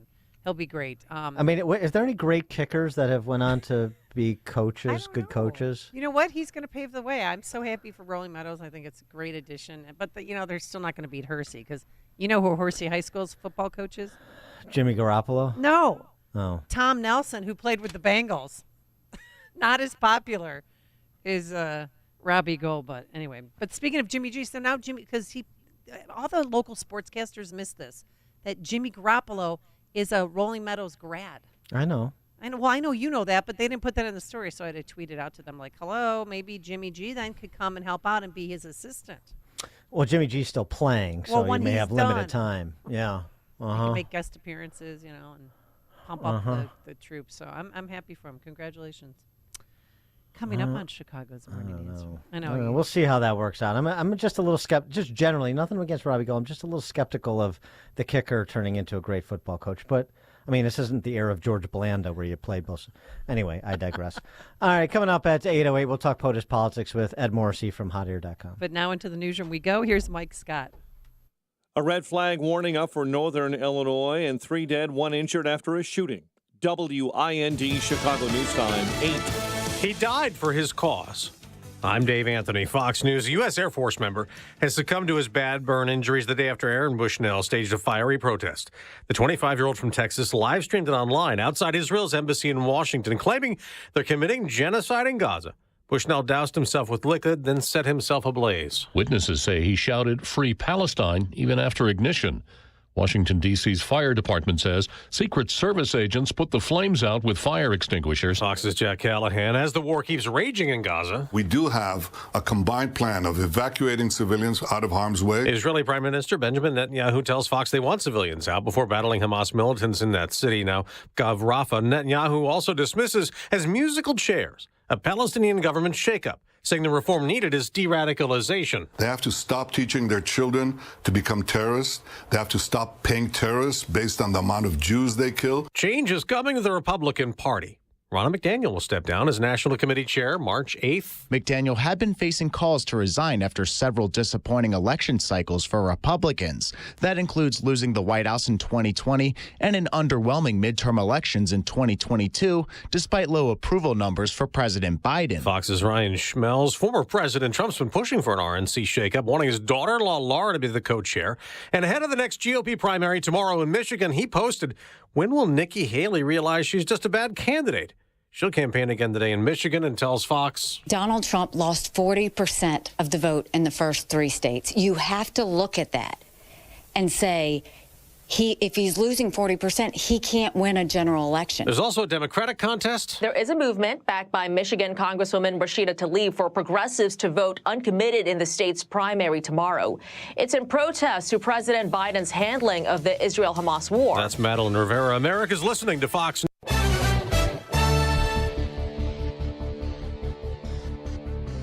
8:02 on AM 560, The Answer, and good morning, everyone. I'm Mike Scott. National Weather Service has posted a red flag warning for northern Illinois, a combination of dry conditions, strong wind, and low humidity. Mayor Brandon Johnson's push to fund services for the homeless with a huge real estate tax hike hit a roadblock last Friday when a Cook County judge sided with business groups suing to knock it off the March ballot. Organizers say they will appeal. On the north side, 4 were injured, 1 fatally on Sunday afternoon after gunfire erupted at a park on the north side in the 7300 block of North Rogers Avenue. Area resident Frank Rose was walking nearby and can recall just a handful of shootings in the area. We were taking a walk through the neighborhood. We were actually north of here, and we heard 7, 8, 9 shots just in succession. Pop, pop, pop, pop, pop. A teen is in critical condition after being found with a gunshot wound overnight inside a River North hotel. It happened on floor 18 of the Homewood Suites downtown. Police have recovered a man's body from the water after a car crashed into the river on the south side. The car was found partially submerged by Chicago police in the Little Calumet River in the West Pullman neighborhood. A 30-year-old woman was rescued. She remains in good condition. Parents, students, and teachers at St. Francis of Rome School in Cicero fighting to keep the suburban Catholic school alive. They say they want answers and updates, so they rallied outside Holy Name Cathedral Sunday morning. Everybody knows Cicero is a low-income community, and it's very sad that instead of embracing our faith and our community, they're letting us down. The Archdiocese blames the Illinois General Assembly and the governor for refusing requests to continue the privately funded Invest in Kids scholarship program. It's 8:04. Time for the AM 560 Business Beat, a service of Signature Bank. Visit signaturebank.bank for all your commercial banking needs. Now the latest from the Fox Business Network. I'm Elizabeth McDonald, and this is the Fox Business Report. Freshpet shares are rallying after the pet food company reported a better-than-expected quarter. Sales improved and it made a higher-than-expected profit. It lost money a year ago. Shares are up nearly 9%. Domino's Pizza shares are up more than 1% after its quarter topped forecasts. Alcoa is getting bigger. It is buying Australia's Alumina. Aluminum is used in large quantities to manufacture electric vehicles. Effective today, Amazon is now one of the 30 stocks in the Dow Jones Industrial Average. It replaces Walgreens Boots Alliance, which had the lowest price on the index. And also Uber Technologies has replaced JetBlue Airways on the Dow Jones Transportation Average. That's your Fox Business Report. I'm Jenny Cosola. Invested in you. 8:05. A check of traffic and weather is on the way next on AM 560. Charlie Kirk sees more looking down on the voters. Tom Tillis, our base cannot possibly know what's at stake at the level that any well-briefed U.S. senator should know about what's at stake if Putin wins. You guys are just too stupid, is what Tom Tillis is saying. You know, all of you that send emails and make phone calls, that pay your taxes, just stop trying. The Charlie Kirk Show. Afternoons at 1, right before Sebastian Gorka at 3 on AM 560. The Answer. Balance of Nature's fruits and veggies supplements, changing the world one life at a time. I'm 76. I feel great with it, and I won't stop ever taking it. I'm 67, and I'm pretty active. I go out in the fields and work, and I noticed a difference. I take it in the morning, but I've been taking it, religiously. My body seems to like it. If it wasn't good, I wouldn't be doing it for 23 years. So it works good. Start your journey with Balance of Nature supplements. Call 1-800-246-8751 or go to balanceofnature.com and sign up as a new preferred customer. And for a limited time, get 35% off your first order, plus $10 off any additional sets with free shipping and our money-back guarantee. Go to balanceofnature.com or call 1-800-246-8751 and get this special offer by using discount code CHICAGO. The Fed is setting a digital dollar control trap. The new FedNow system might sound modern and convenient, but the truth is it's all about surveillance and control. Don't be fooled. Secure your assets right now with something Washington cannot manipulate. Hi, Stephen K. Bannon, former advisor to Donald Trump. And in these times of uncertainty, I believe the best way to defend your savings is to use tangible assets, which is why I recommend a physical gold IRA from Birch Gold Group, because gold has a 5,000-year track record as the ultimate guardian of wealth. To find out more, get your free info kit on gold IRAs from Birch Gold Group by texting the word PROTECT to 989898. Birch Gold is the only gold company I trust, so text PROTECT to the number 989898. Text PROTECT to 989898 to get your free info kit on gold IRAs. There's no obligation or purchase required. Message and data rates may apply.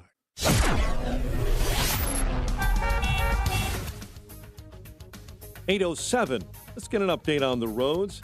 Team Hochberg Traffic Center time is delivered to you by Quick Delivery Service. Visit quickdelivery.com when you need same-day delivery of your routes, ground delivery when you need it from safe, licensed professionals.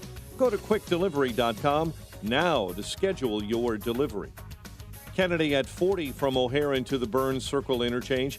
Stevenson at 1 hour from 355 into DuSable Lakeshore Drive. Tri-State jam slow northbound between North Avenue and the Grand Avenue curve. Alsip 127th and the Tri-State report of an accident. News is also a service of the Chicago Gaelic Park House Raffle. Enter to win a brand new home or a $450,000 cash prize. $100 per ticket. Drawing held March 24th. Visit ChicagoGaelicParkHouseRaffle.com. Chicago's Morning Answer with Dan and Amy continues next. AM 560 Weather Center forecast in our QC Kinetics Weather Center, Steve Williams. Today, intervals of clouds and sun, a warm day, high today 69. A thunderstorm late tonight, low 55. For tomorrow, clouds and sun, thunderstorms late in the afternoon. They could move quick and bring damaging wind, maybe even a tornado, high 73. I'm Steve Williams on AM 560, The Answer. Right now, we're looking at partly cloudy and 42 at O'Hare. Your next news update is at 8:30. Chicago's Morning Answer continues next on AM 560, The Answer. Now, from the Signature Bank Studios. This is Chicago's Morning Answer with Dan Proft and Amy Jacobson on AM 560. The Answer.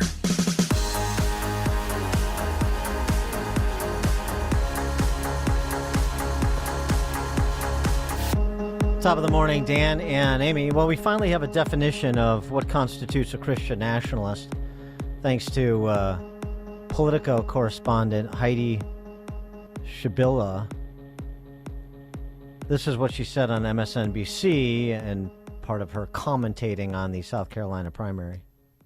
One thing that unites all of them, because there's many different groups orbiting Trump, but the thing that unites them as Christian nationalists, not Christians, by the way, because Christian nationalists is very different, is that they believe that our rights as Americans, as all human beings, don't come from any earthly authority. They don't come from Congress. They don't come from the Supreme Court. They come from God.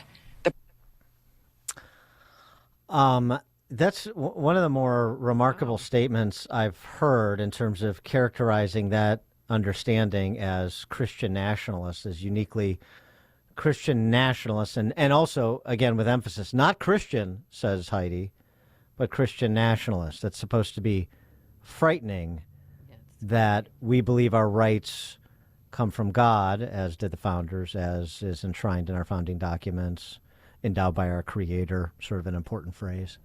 But inalienable, another important word choice. But that it's Christian nationalists. That is what, and Christian nationalists is supposed to be a synonym for white supremacists. It's supposed to be very frightening, and we're going to impose a theocracy for white people, and this is authoritarianism, and so on and so forth. And yet the individuals who believe rights come from the state, as she must, and thus could be taken away by the state, are not authoritarians. I guess it's a simple thought experiment. I mean, under which construct you think your freedoms would be most protected? The one where the government is to secure your freedoms and there are negative restraints on that government to prevent infringement upon your freedoms, or recourse is available if such infringements would occur? Or the whimsy of the political ruling class at any moment is the source of what rights and freedoms you enjoy? Under which sort of paradigm would you think you'd like to live? Heidi's or the so-called Christian nationalist paradigm? For more on this, please be joined by Ed Morrissey, senior editor at Hot Air, hotair.com. Ed, thanks for joining us. Appreciate it. Hey, good morning. Great to be with you. I mean, I really sort of appreciate this excited utterance.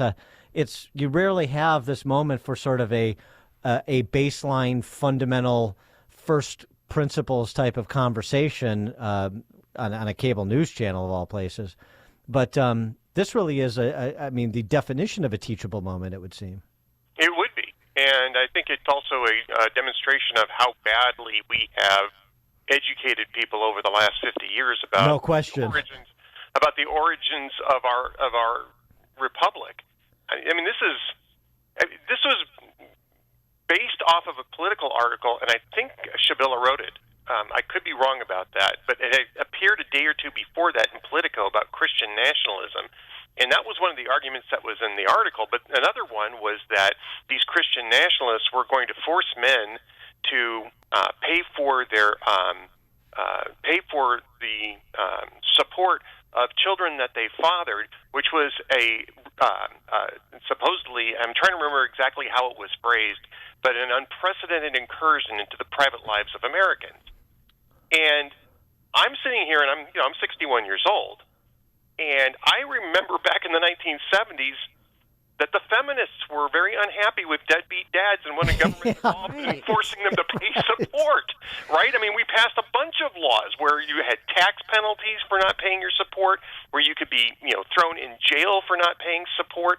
Deadbeat dads were a very big deal in the 1970s and 1980s. And and there's reasons for that, because that was when the families were breaking down too, and fathers were simply skipping out on their obligations. So I mean, it's not just that the people who are arguing this stuff, and especially at Politico, it's not that they don't know American civics, it's that they apparently woke up and thought the world was created in 1999. It's amazing how ignorant this stuff is. It is. I mean, and the interesting thing too, I looked it up. I looked her up. Heidi, I mean, she didn't just graduate from Oberlin yesterday. She's 50 years old. Wow. Oh, I'm actually surprised by that. Yeah. I'm actually surprised by that, because this is just nonsense. Well, and I would say that I was probably on the hairy edge of the people who were educated in American civics in public school, right? Private school probably has done better with that, but in public school, I was probably out there on the edge of when they really stopped teaching what the foundation of the American Republic is, and it's the Declaration of Independence and it's the Constitution. And the Declaration of Independence makes it very clear that rights descend from the Creator, and that governments are formed to protect those rights, not to grant those rights, but to protect those rights as part of the dignity of for human beings. And the Constitution was crafted in a way that didn't grant rights, but prevented the government from infringing on those rights that the Declaration had declared, right? Which is that these rights were granted from the Creator, and governments could not legitimately infringe upon them. And in fact, it was such an issue for the states that they really forced the issue of the Bill of Rights, which then started specifically enumerating the rights that Congress and the government could not infringe. And so you have the right to speech, the right to assemble, the right to have your home safe from occupation by armed forces, the right to jury trial, et cetera, et cetera. I mean, we can go down the whole list. Right. Excessive fines, the Eighth Amendment, which is relevant these days in New York. But that's the structure of the American Republic. And for somebody to be on MSNBC and say that, oh, these bunch of nuts think that that our rights come from a creator and not from the government is just astounding to me. That person isn't laughed out of the public square is also very disappointing to me. Well, it's astounding, or it's behavior modification. It's, this is the way that we insinuate this. Of course, and it's on MSNBC, and Christian nationalists are scary. That's why they use the term, evangelical Christians, the Christian right, all the varietals of that sort of smear that they've used over the last several decades in electoral politics, with the idea of, as I said at the outset, it's a white theocracy that's going to, prevent women from accessing health care and subjugate people who aren't descendants of the Mayflower and all the other hysterics that they have to go through because they have to distract people's attention away from the results of their actual policies that they supported. So, Ed Morrissey. Oh, hi, Amy. Hi. I wanted to ask you, we got a bombshell on Friday about some more information between Nathan Wade and Fani Willis. And if I called someone 2,000 times a year, how many times would I make a phone call to that person in a single day? Well, I think it was over 11 months, right? So I did a calculation, and it had to be 6 calls a day, averaging 6 calls a day to get 2,000 calls in 11 months. It's 6, and then there were 12,000 texts. Oh. So that's 36 texts a day plus the 6 calls a day. I've seen teenagers less engaged in their first romance. I've seen teenagers be less engaged than this. Well, let's not, throw a wet blanket on young love. So the whole point here is, right, is that she has charged people with what looks to be crimes that she has also committed, and so that would ostensibly disqualify her from, number one, prosecuting those cases, her office from prosecuting those cases, and then we have the whole prosecution of Trump and associates very much in doubt.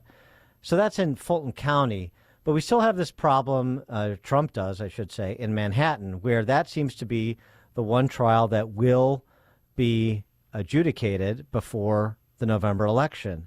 And you have, if you're a betting man, knowing it's a Manhattan jury, and after what we've seen on the civil side, you have to believe that Trump is going to be convicted of some, ridiculous business records violation that Bragg has now turned into a felony. And then how does that play if Trump is running as a convicted felon? And I just, Trump talks about it, but he's not talking about that potential specifically. And I think he's doing a disservice to himself by not doing so, but not addressing what may come and how you should understand it if it does. Well, I think they're going to have to start doing that. The trial is going to start on March 25th, if I remember correctly. Yeah. This is a very weak criminal charge. First off, paying off somebody so they don't talk about the affair that you allegedly had, because he still denies that they had an affair at all, is not a crime. And it's not a crime even if you're running for office. The DOJ tried this with John Edwards, and a jury didn't buy it, and they ended up dropping it because they couldn't really figure out how to argue that it was a crime to have paid off. Riel Hunter, I think, was his mistress. Was Edwards, yeah, right. Edwards' mistress, right? Yeah. This is a Stormy Daniels issue with Trump. And to put it into 34 charges, because there were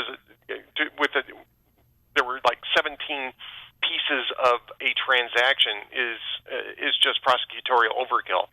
He's likely to be convicted by a Manhattan jury, but I don't think that the conviction stands long. I think it's going to end up getting tossed once it gets appealed because there's just really no crime there, and I think that they need to be talking about that.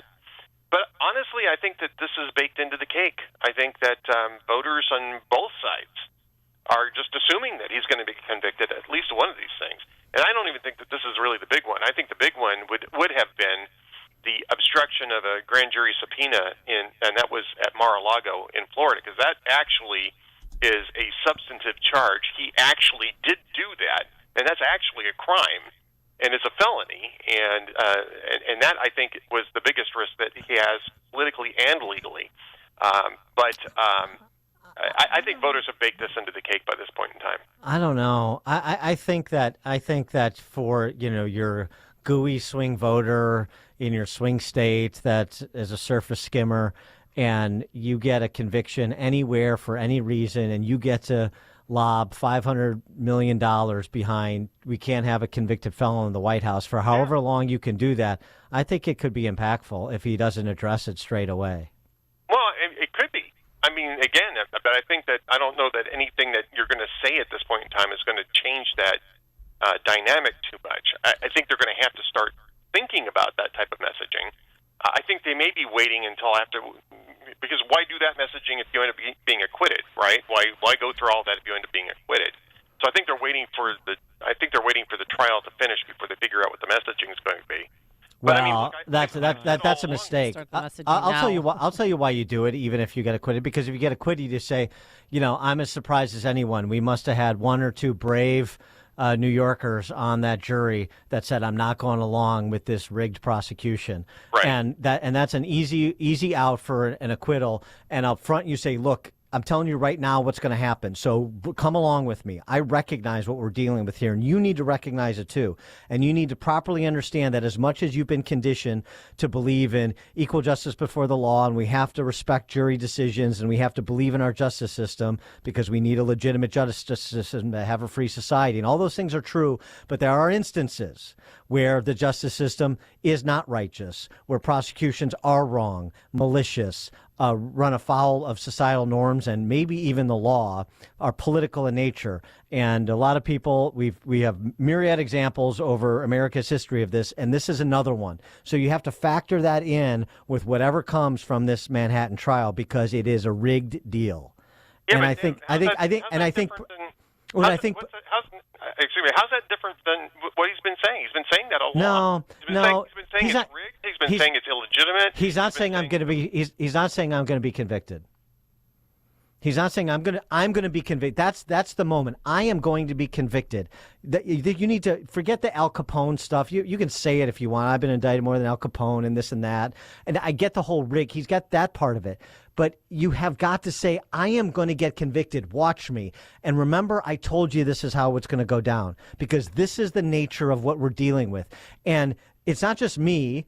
And this is the other broader message. He needs to bring that back in. This isn't just about me. It's about the dad in rural Pennsylvania. It's about the Catholics targeted by the FBI. It's the same deal. And the whole rationale for my candidacy is we cannot have two systems of justice based on your political beliefs. And that's what we have right now. And I'm sort of a patient zero with respect to that. I think that is much more explicit than what he's offering.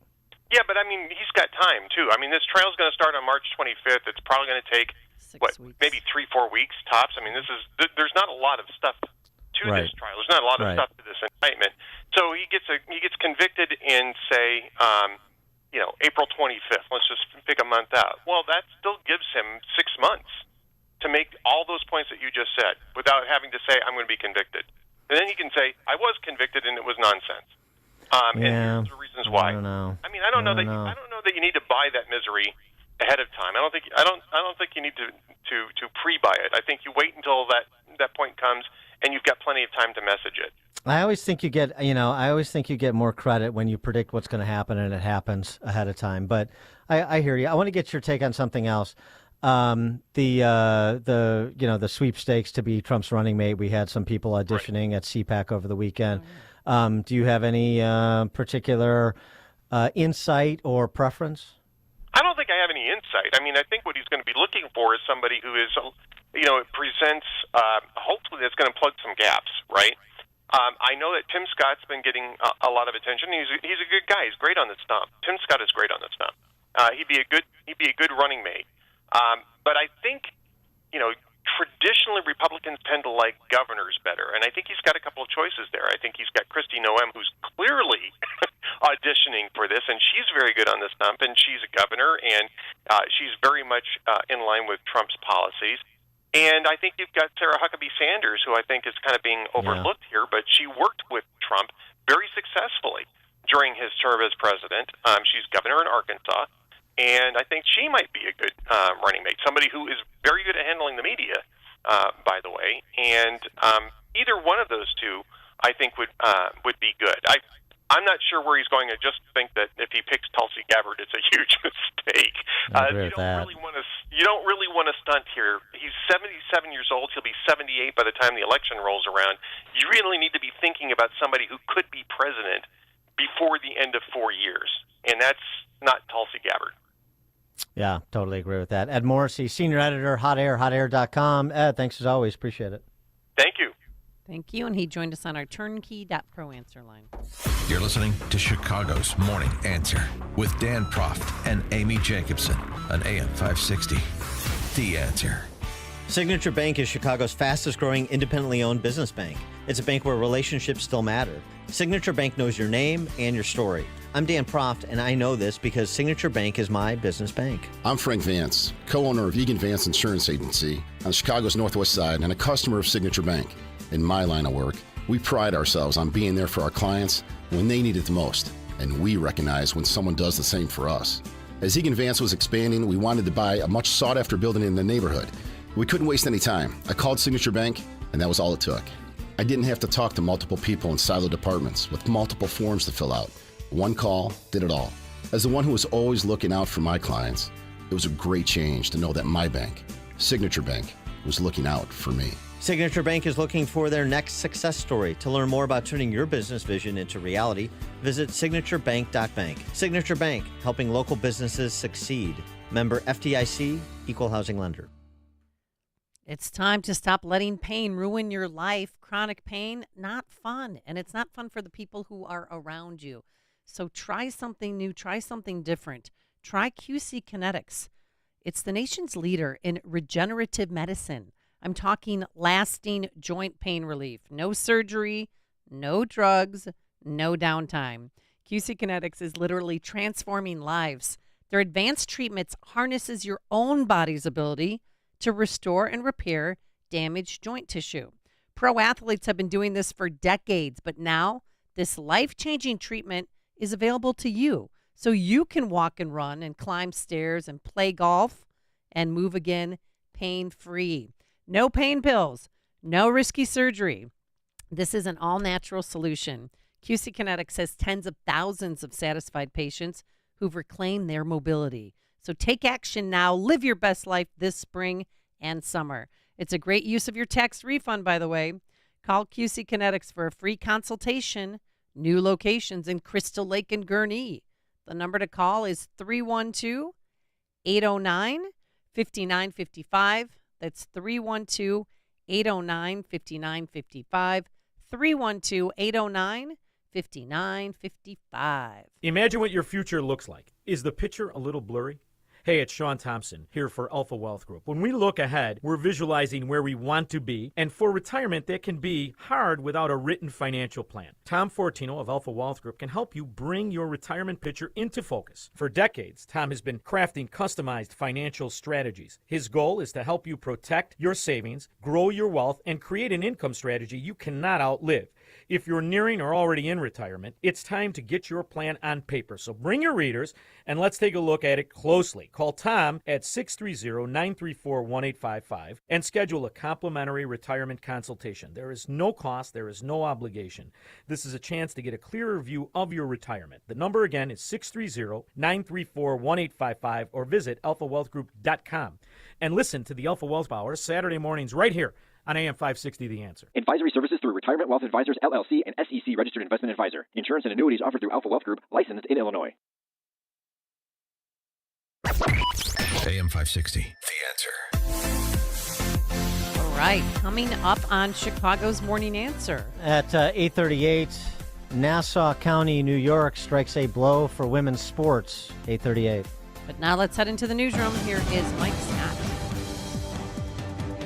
8:31 in Chicago, 45 degrees and sunshine. A U.S. Air Force service member who set himself on fire outside of the Israeli embassy in Washington, D.C. yesterday has passed away. Video from the scene shows the man saying he will no longer be complicit in genocide and is resorting to an extreme act of protest against Israel in Gaza. Chairwoman of the Republican National Committee will step down Ronna McDaniel announcing today she'll give up that post next month after former President Trump endorsed North Carolina GOP Chairman Michael Wadley for the national job. Officials say the suspect in the death of a University of Georgia student is an illegal immigrant.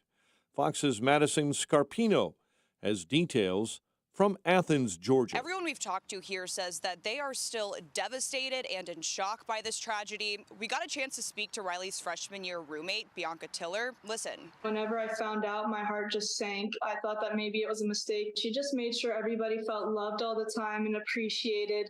If anybody ever had a bad day, she was just the sweetest soul and sweetest person you could have ever met. UGA police say that Riley died from blunt force trauma, and we could get the autopsy results as early as today. Madison Scarpino in Georgia this morning. President Biden will campaign in New York City today. Meantime, former President Donald Trump, the winner of the South Carolina GOP primary, he came out on top over the weekend after already winning in Iowa, New Hampshire, and Nevada. The first U.S.-built spacecraft to land on the moon since 1972 is alive and well after apparently tipping over onto its side. Houston-based Intuitive Machines says all indications is that the lander is now stable again and at the intended landing site near the moon's south pole. Police responded to a possible shooting Sunday night on the campus of Northwestern University in Evanston. Campus police issued an alert of shots fired around 11 p.m. on the university's main campus before later giving the all clear. 3 are dead, including a 14-year-old boy. A 4th is injured after a shooting inside of a residence on the city's south side Sunday evening. It happened in the West Chatham neighborhood. Alderman William Hall. On tonight, we are planning 3 funerals and not 3 futures. And Chicago is way better than this. So for those of you that are watching, help us find these killers. Do not allow any killer to sleep on any couch, any bed. Do it for the mother that's crying right now. On the north side, 4 were injured, 1 fatally Sunday afternoon after gunfire erupted at a park on the city's north side in the 7300 block of North Rogers Avenue. A large group of pro-Palestinian protesters marched through the streets of Chicago yesterday afternoon. Hundreds of demonstrators blocking traffic near Goethe and North State Parkway, then moving on to inner North DuSable Lakeshore Drive at Division. Bulls winners over New Orleans, 114-106. Patrick Kane shoved in the knife, helping the Red Wings over the Blackhawks in OT, 3-2. The news, a service of the Salem Podcast Network. Hear the latest episodes and many more when you subscribe free at salempodcastnetwork.com. A check of traffic and weather on the way next on AM 560. Dennis Prager always speaks the truth. Another guy defeated women in a sport. This is a girls' high jump contest. It's a matter of truth. It's not a matter of pro-trans, anti-trans. It's a matter of truth. It's a boy. That's why this person won the high jump contest. The Dennis Prager Show. Weekdays at 11, right before Charlie Kirk at 1 on AM 560. The Answer. Balance of Nature's fruits and veggies supplements. Changing the world, one life at a time. I'm 76. I feel great with it, and I won't stop ever taking it. I'm 67 and I'm pretty active. I go out in the fields and work, and I noticed a difference. I take it in the morning, but I've been taking it, religiously. My body seems to like it. If it wasn't good, I wouldn't be doing it for 23 years. So it works good. Start your journey with Balance of Nature supplements. Call 1-800-246-8751 or go to balanceofnature.com and sign up as a new preferred customer. And for a limited time, get 35% off your first order, plus $10 off any additional sets with free shipping and our money-back guarantee. Go to balanceofnature.com or call 1-800-246-8751 and get this special offer by using discount code CHICAGO.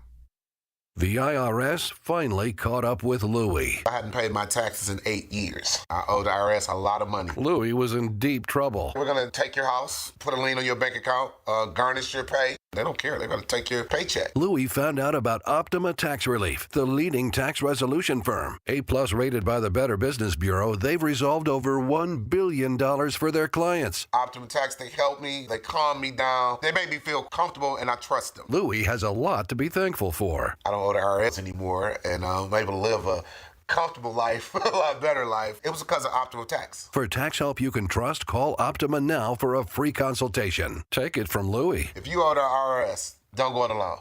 Give Optima Tax a call. They can help you. Call 800-965-1433. 800-965-1433. 800-965-1433. Optima Tax Relief. Testimonial from an actual client. Some restrictions apply. For complete details, please visit OptimaTaxRelief.com. Are you tired of the ups and downs of the stock market? Are you sick of logging into your brokerage account only to find out that you've lost hundreds or thousands of dollars in a single day? At MarketBeat, we know that constantly moving in and out of stocks, hoping to get lucky, is a loser's game. Buying hot stocks after they've already shot up in value is a recipe for disaster. It's time to stop playing the loser's game and invest in stocks that have shown they can stand the test of time. MarketBeat has prepared a free report titled 7 Stocks to Buy and Hold Forever, and we would like to text it to you for free. Text the word profit to 68285. The companies in this report might appear to be nothing special at first glance, but these companies print billions of dollars of cash each year in profit. If you would like to receive our free report of 7 Stocks to Buy and Hold Forever, simply text PROFIT to 68285 and we'll text you this report instantly. Text PROFIT to 68285 and we'll send you this free report right now. Text the word PROFIT to 68285. Standard message and data rates may apply. Please consult with your investment or tax professional. 8:38, Team Hochberg Traffic Center time, a service of Allstate. Some people just know the best rate for you is a rate based on you. With Allstate, it's not one based on anyone else. So if you drive safely, you could save money. Good to know? Visit allstate.com or call for a quote today. Glenview, accident, Milwaukee and Central, Cicero, an accident, Cicero Avenue at West 23rd. Veterans Memorial, I-355, the toll road jammed northbound between 75th and Maple with an accident, now on the right shoulder. Chicago's Morning Answer with Dan and Amy continues next. Your official Chicagoland weather forecast in our QC Kinetics Weather Center. Partly sunny with the temperature that could break the record of 64. Partly cloudy, mild, late-night thunderstorm and a low of 55. Some sun and storms tomorrow. We could hit 73. 45 and sunny at O'Hare. Your next news update is at 9. Chicago's Morning Answer continues next on AM 560, The Answer. Now, from the Signature Bank Studios, this is Chicago's Morning Answer with Dan Proft and Amy Jacobson. America First with Sebastian Gorka, weekday afternoons at 3 on AM 560, The Answer.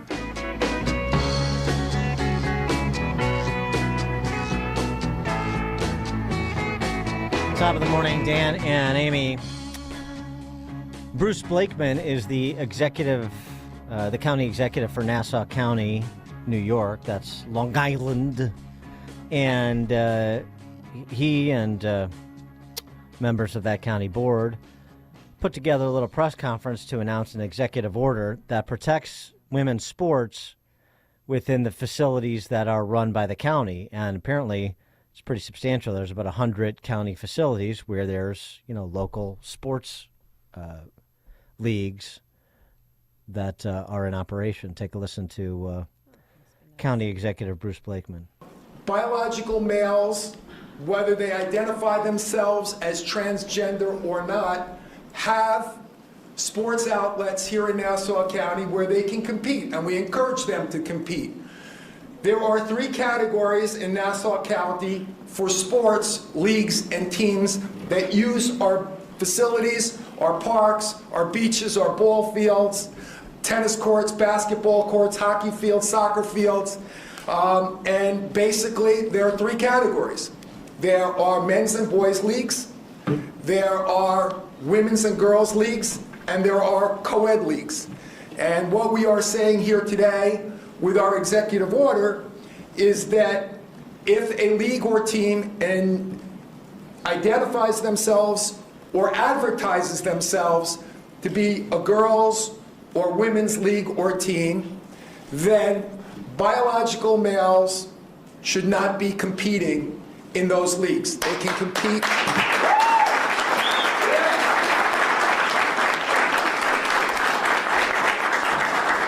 They can compete, if they like, in an all-boys or all-males league or a co-ed league. So this is not precluding anybody from participating in sports.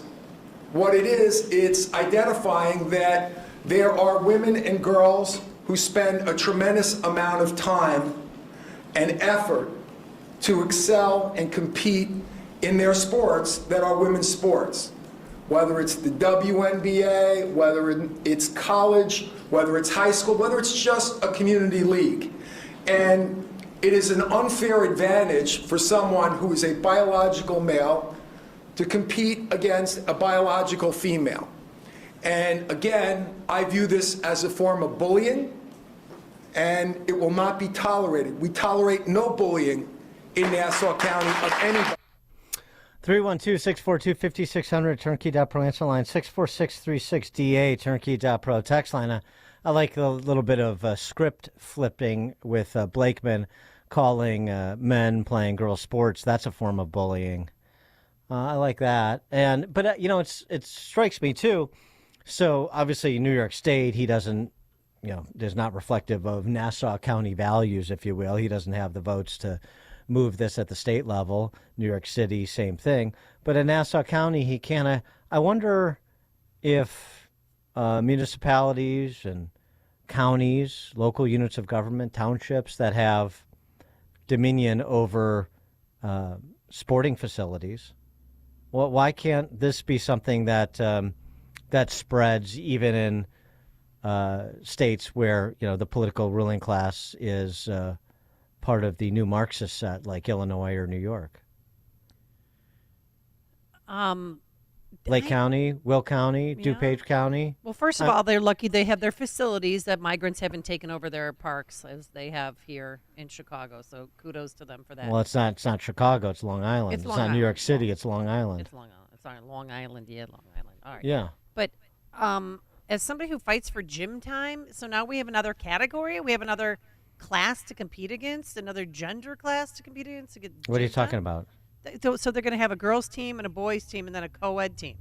Yeah, but they have a co-ed team. They have co-ed sports. It's like co-ed volleyball or whatever. That's not introducing a new category that's already in the works. No, in fact, well, first of all, I thought you were previously a proponent of having a trans category.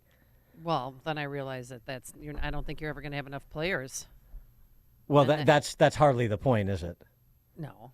If it's wrong, then it's wrong. Then why would you platform it? I can change my mind. Well, I understand, but I'm just saying. I mean, so they have if you have co-ed sports leagues, you have it's like Chicago Social. You have co-ed volleyball leagues and whatever. Fine. The whole you marginalizing. Nobody's marginalizing anybody. It's you don't get to dictate to everyone else. You're a boy who wants to pretend to be a girl, man pretend to be a woman. Yeah, okay. We don't change the way everybody has to interact with one another to accommodate you. That's not how it works. And Blakeman is right to sort of press that under the rubric of bullying, because it is a sort of, the term is so overused, but it's certainly an imposition of will. This is not, this is a reflection of tolerance and unity and inclusiveness and all of these fun words that the left likes to put on signs in the front of their yards. No, it's not. It's an imposition. It's force. It's shaming. There's nothing persuasive about it. It's thuggery all the time, which is, of course, the hallmark of the left. So back to my question. I know in Illinois we've got that Parents Matter ballot initiative that's being moved by that Parents Matter Coalition, Jeannie Ives, and many others, circulating to get signatures to get it on an advisory question on the November ballot. But what about pressing, your local officials too? Why your local? It's the same thing as like the migrant issue. Why your local officials get a pass? You have direct access to them, right? At the village level, at the school board level, at the township and county level. We've got so many damn layers of government in Illinois. You got all kinds of local officials running around that have control over all kinds of sporting facilities. How about press them there rather than just throwing up your hands because because we've lost the suburbs, that there's no pressure that can be leveled on the General Assembly or that balloon in the governor's office. Well, I'm really appreciative. I mean, NASA executives, they did stand up for safe spaces for girls and women in sports. So that is a start. Mary Kay, Western Springs. Hey, good morning. As I'm in my gym right here, I know, Amy, you got to fight for time in the gyms, but I have boys, girls, men, women. I'm going to start I'm going to advertise to the gay people, the transgender people, and say, you want a place to come and work out? Come work out here. It's group fitness. No one's competing here. You just do it all by yourself. Standing here, maybe they can get all their, maybe they won't, maybe it would be a safe place for them to come and exercise. What do you think of that idea? Like, get them, advertise it. Come here.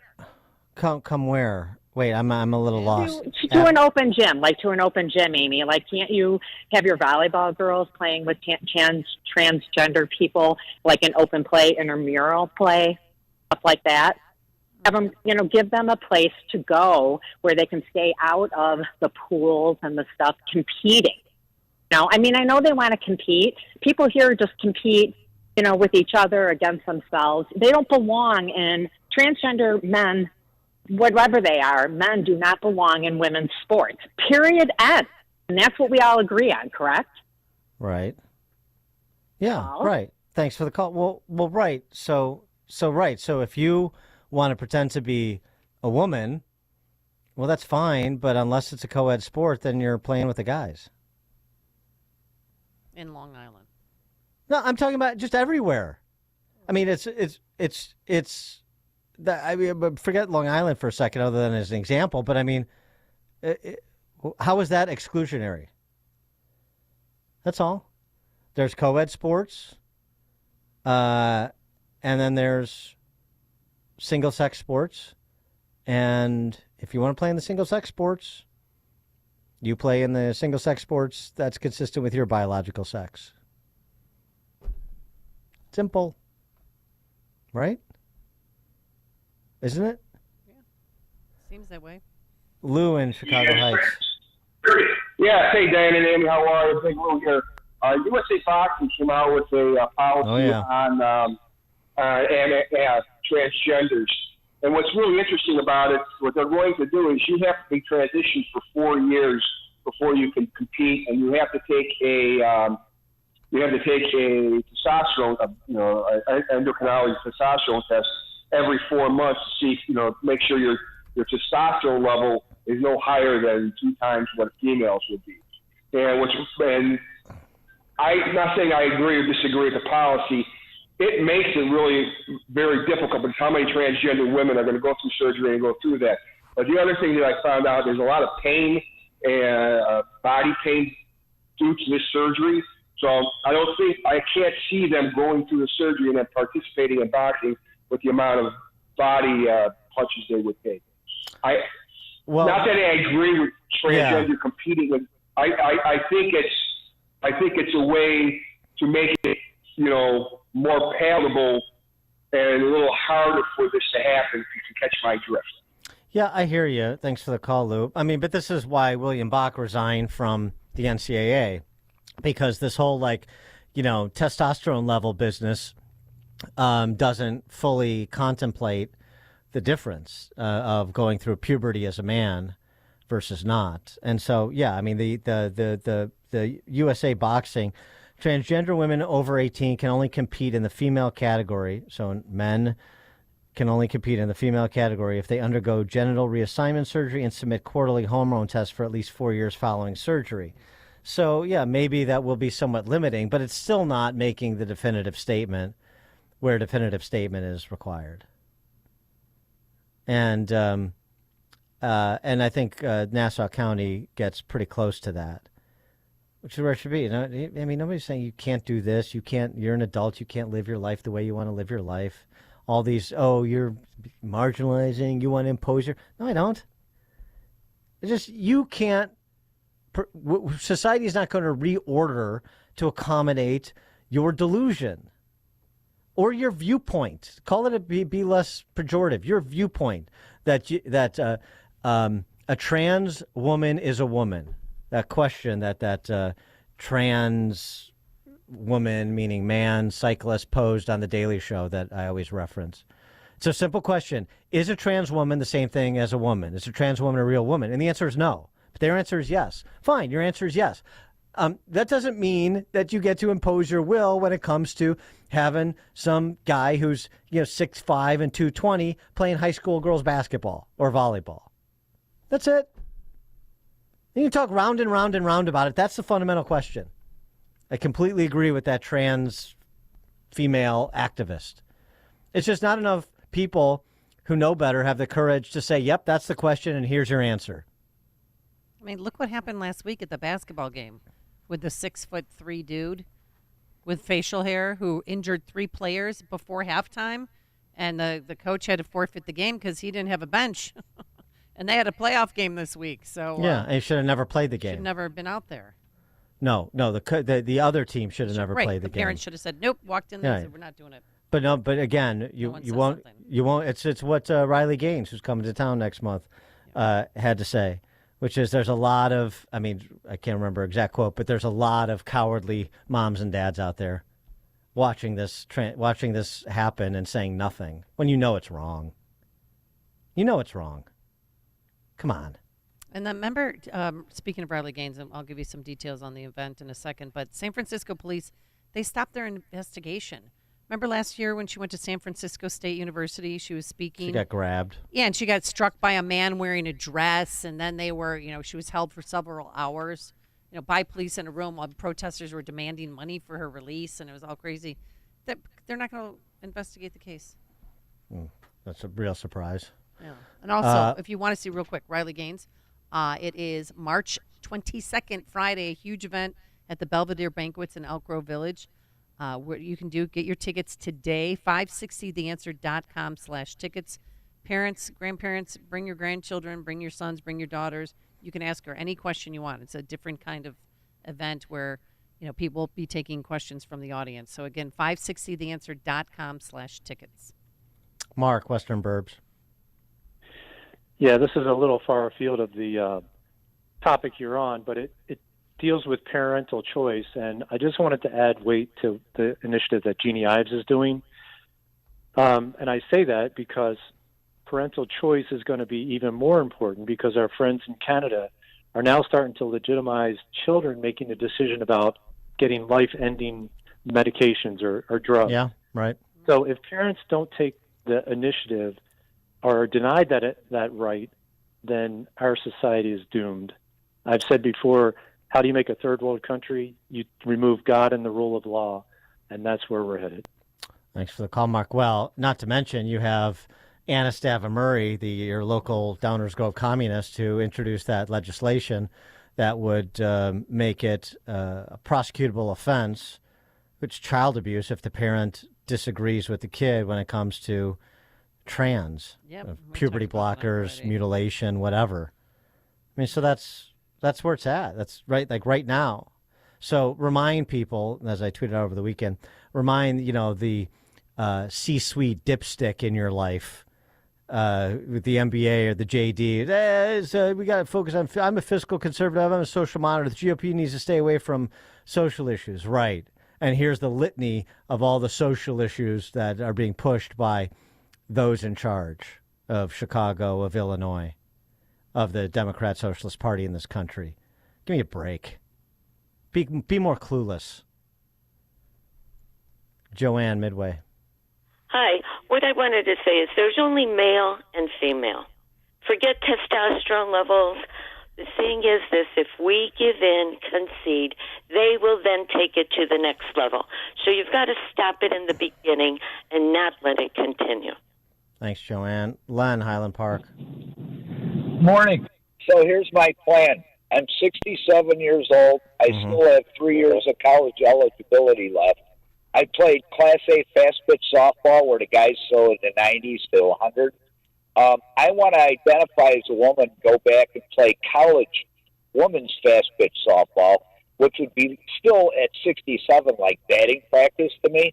And do you know how much satisfaction I would get hitting 500 against women?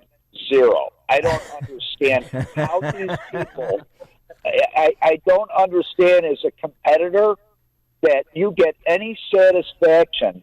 I didn't even like to play teams against men that I knew I was going to beat the crap out of. There's no satisfaction in that, and I'll let you go with that. Yeah, but Len, think about all the NIL money you'd get as a 67-year-old trans athlete. Boy, you'd be swimming in it. Thanks for the call. Dan and Amy, Chicago's Morning Answer. It's news, opinion, insight. This is Chicago's Morning Answer on AM 560. The Answer. As a local business owner, you get called every week by marketing companies. We get it. We have hundreds of satisfied customers. Here's what a satisfied client recently said. Open enrollment is going great. We're hitting record numbers. Thank you so much for this report. It really is amazing to see how the marketing is really shaping our enrollment around the city. If you're a local business and ready for the next step, visit surroundchicago.com right now. Our experts are ready to help you take your marketing to the next level. Visit surroundchicago.com today. Balance of Nature's fruits and veggies supplements, changing the world one life at a time. I'm 76. I feel great with it, and I won't stop ever taking it. I'm 67 and I'm pretty active. I go out in the fields and work, and I noticed a difference. I take it in the morning, but I've been taking it, religiously. My body seems to like it. If it wasn't good, I wouldn't be doing it for 23 years. So it works good. Start your journey with Balance of Nature supplements. Call 1-800-246-8751 or go to balanceofnature.com and sign up as a new preferred customer. And for a limited time, get 35% off your first order, plus $10 off any additional sets with free shipping and our money-back guarantee. Go to balanceofnature.com or call 1-800-246-8751 and get this special offer by using discount code CHICAGO. AM 560, The Answer. I have one more remark on women's sports. Yep. We can pick this up tomorrow. You may disagree. But this whole Caitlin Clark business about becoming the all-time leading scorer in NCAA history. Let's talk about it tomorrow because I know exactly what you're saying. Don't and even I think get me I agree started. with you. I know. Don't even get me started on Pete the Maravich. College athletes had 2 more years because of COVID. But we'll talk about it tomorrow, right? Okay. Yes. Thanks to Justin Kosick, Quinn McCarthy. Have a wonderful day. Sunshine, warm. It's now 9 a.m. WIND Chicago. Trying to get Palestine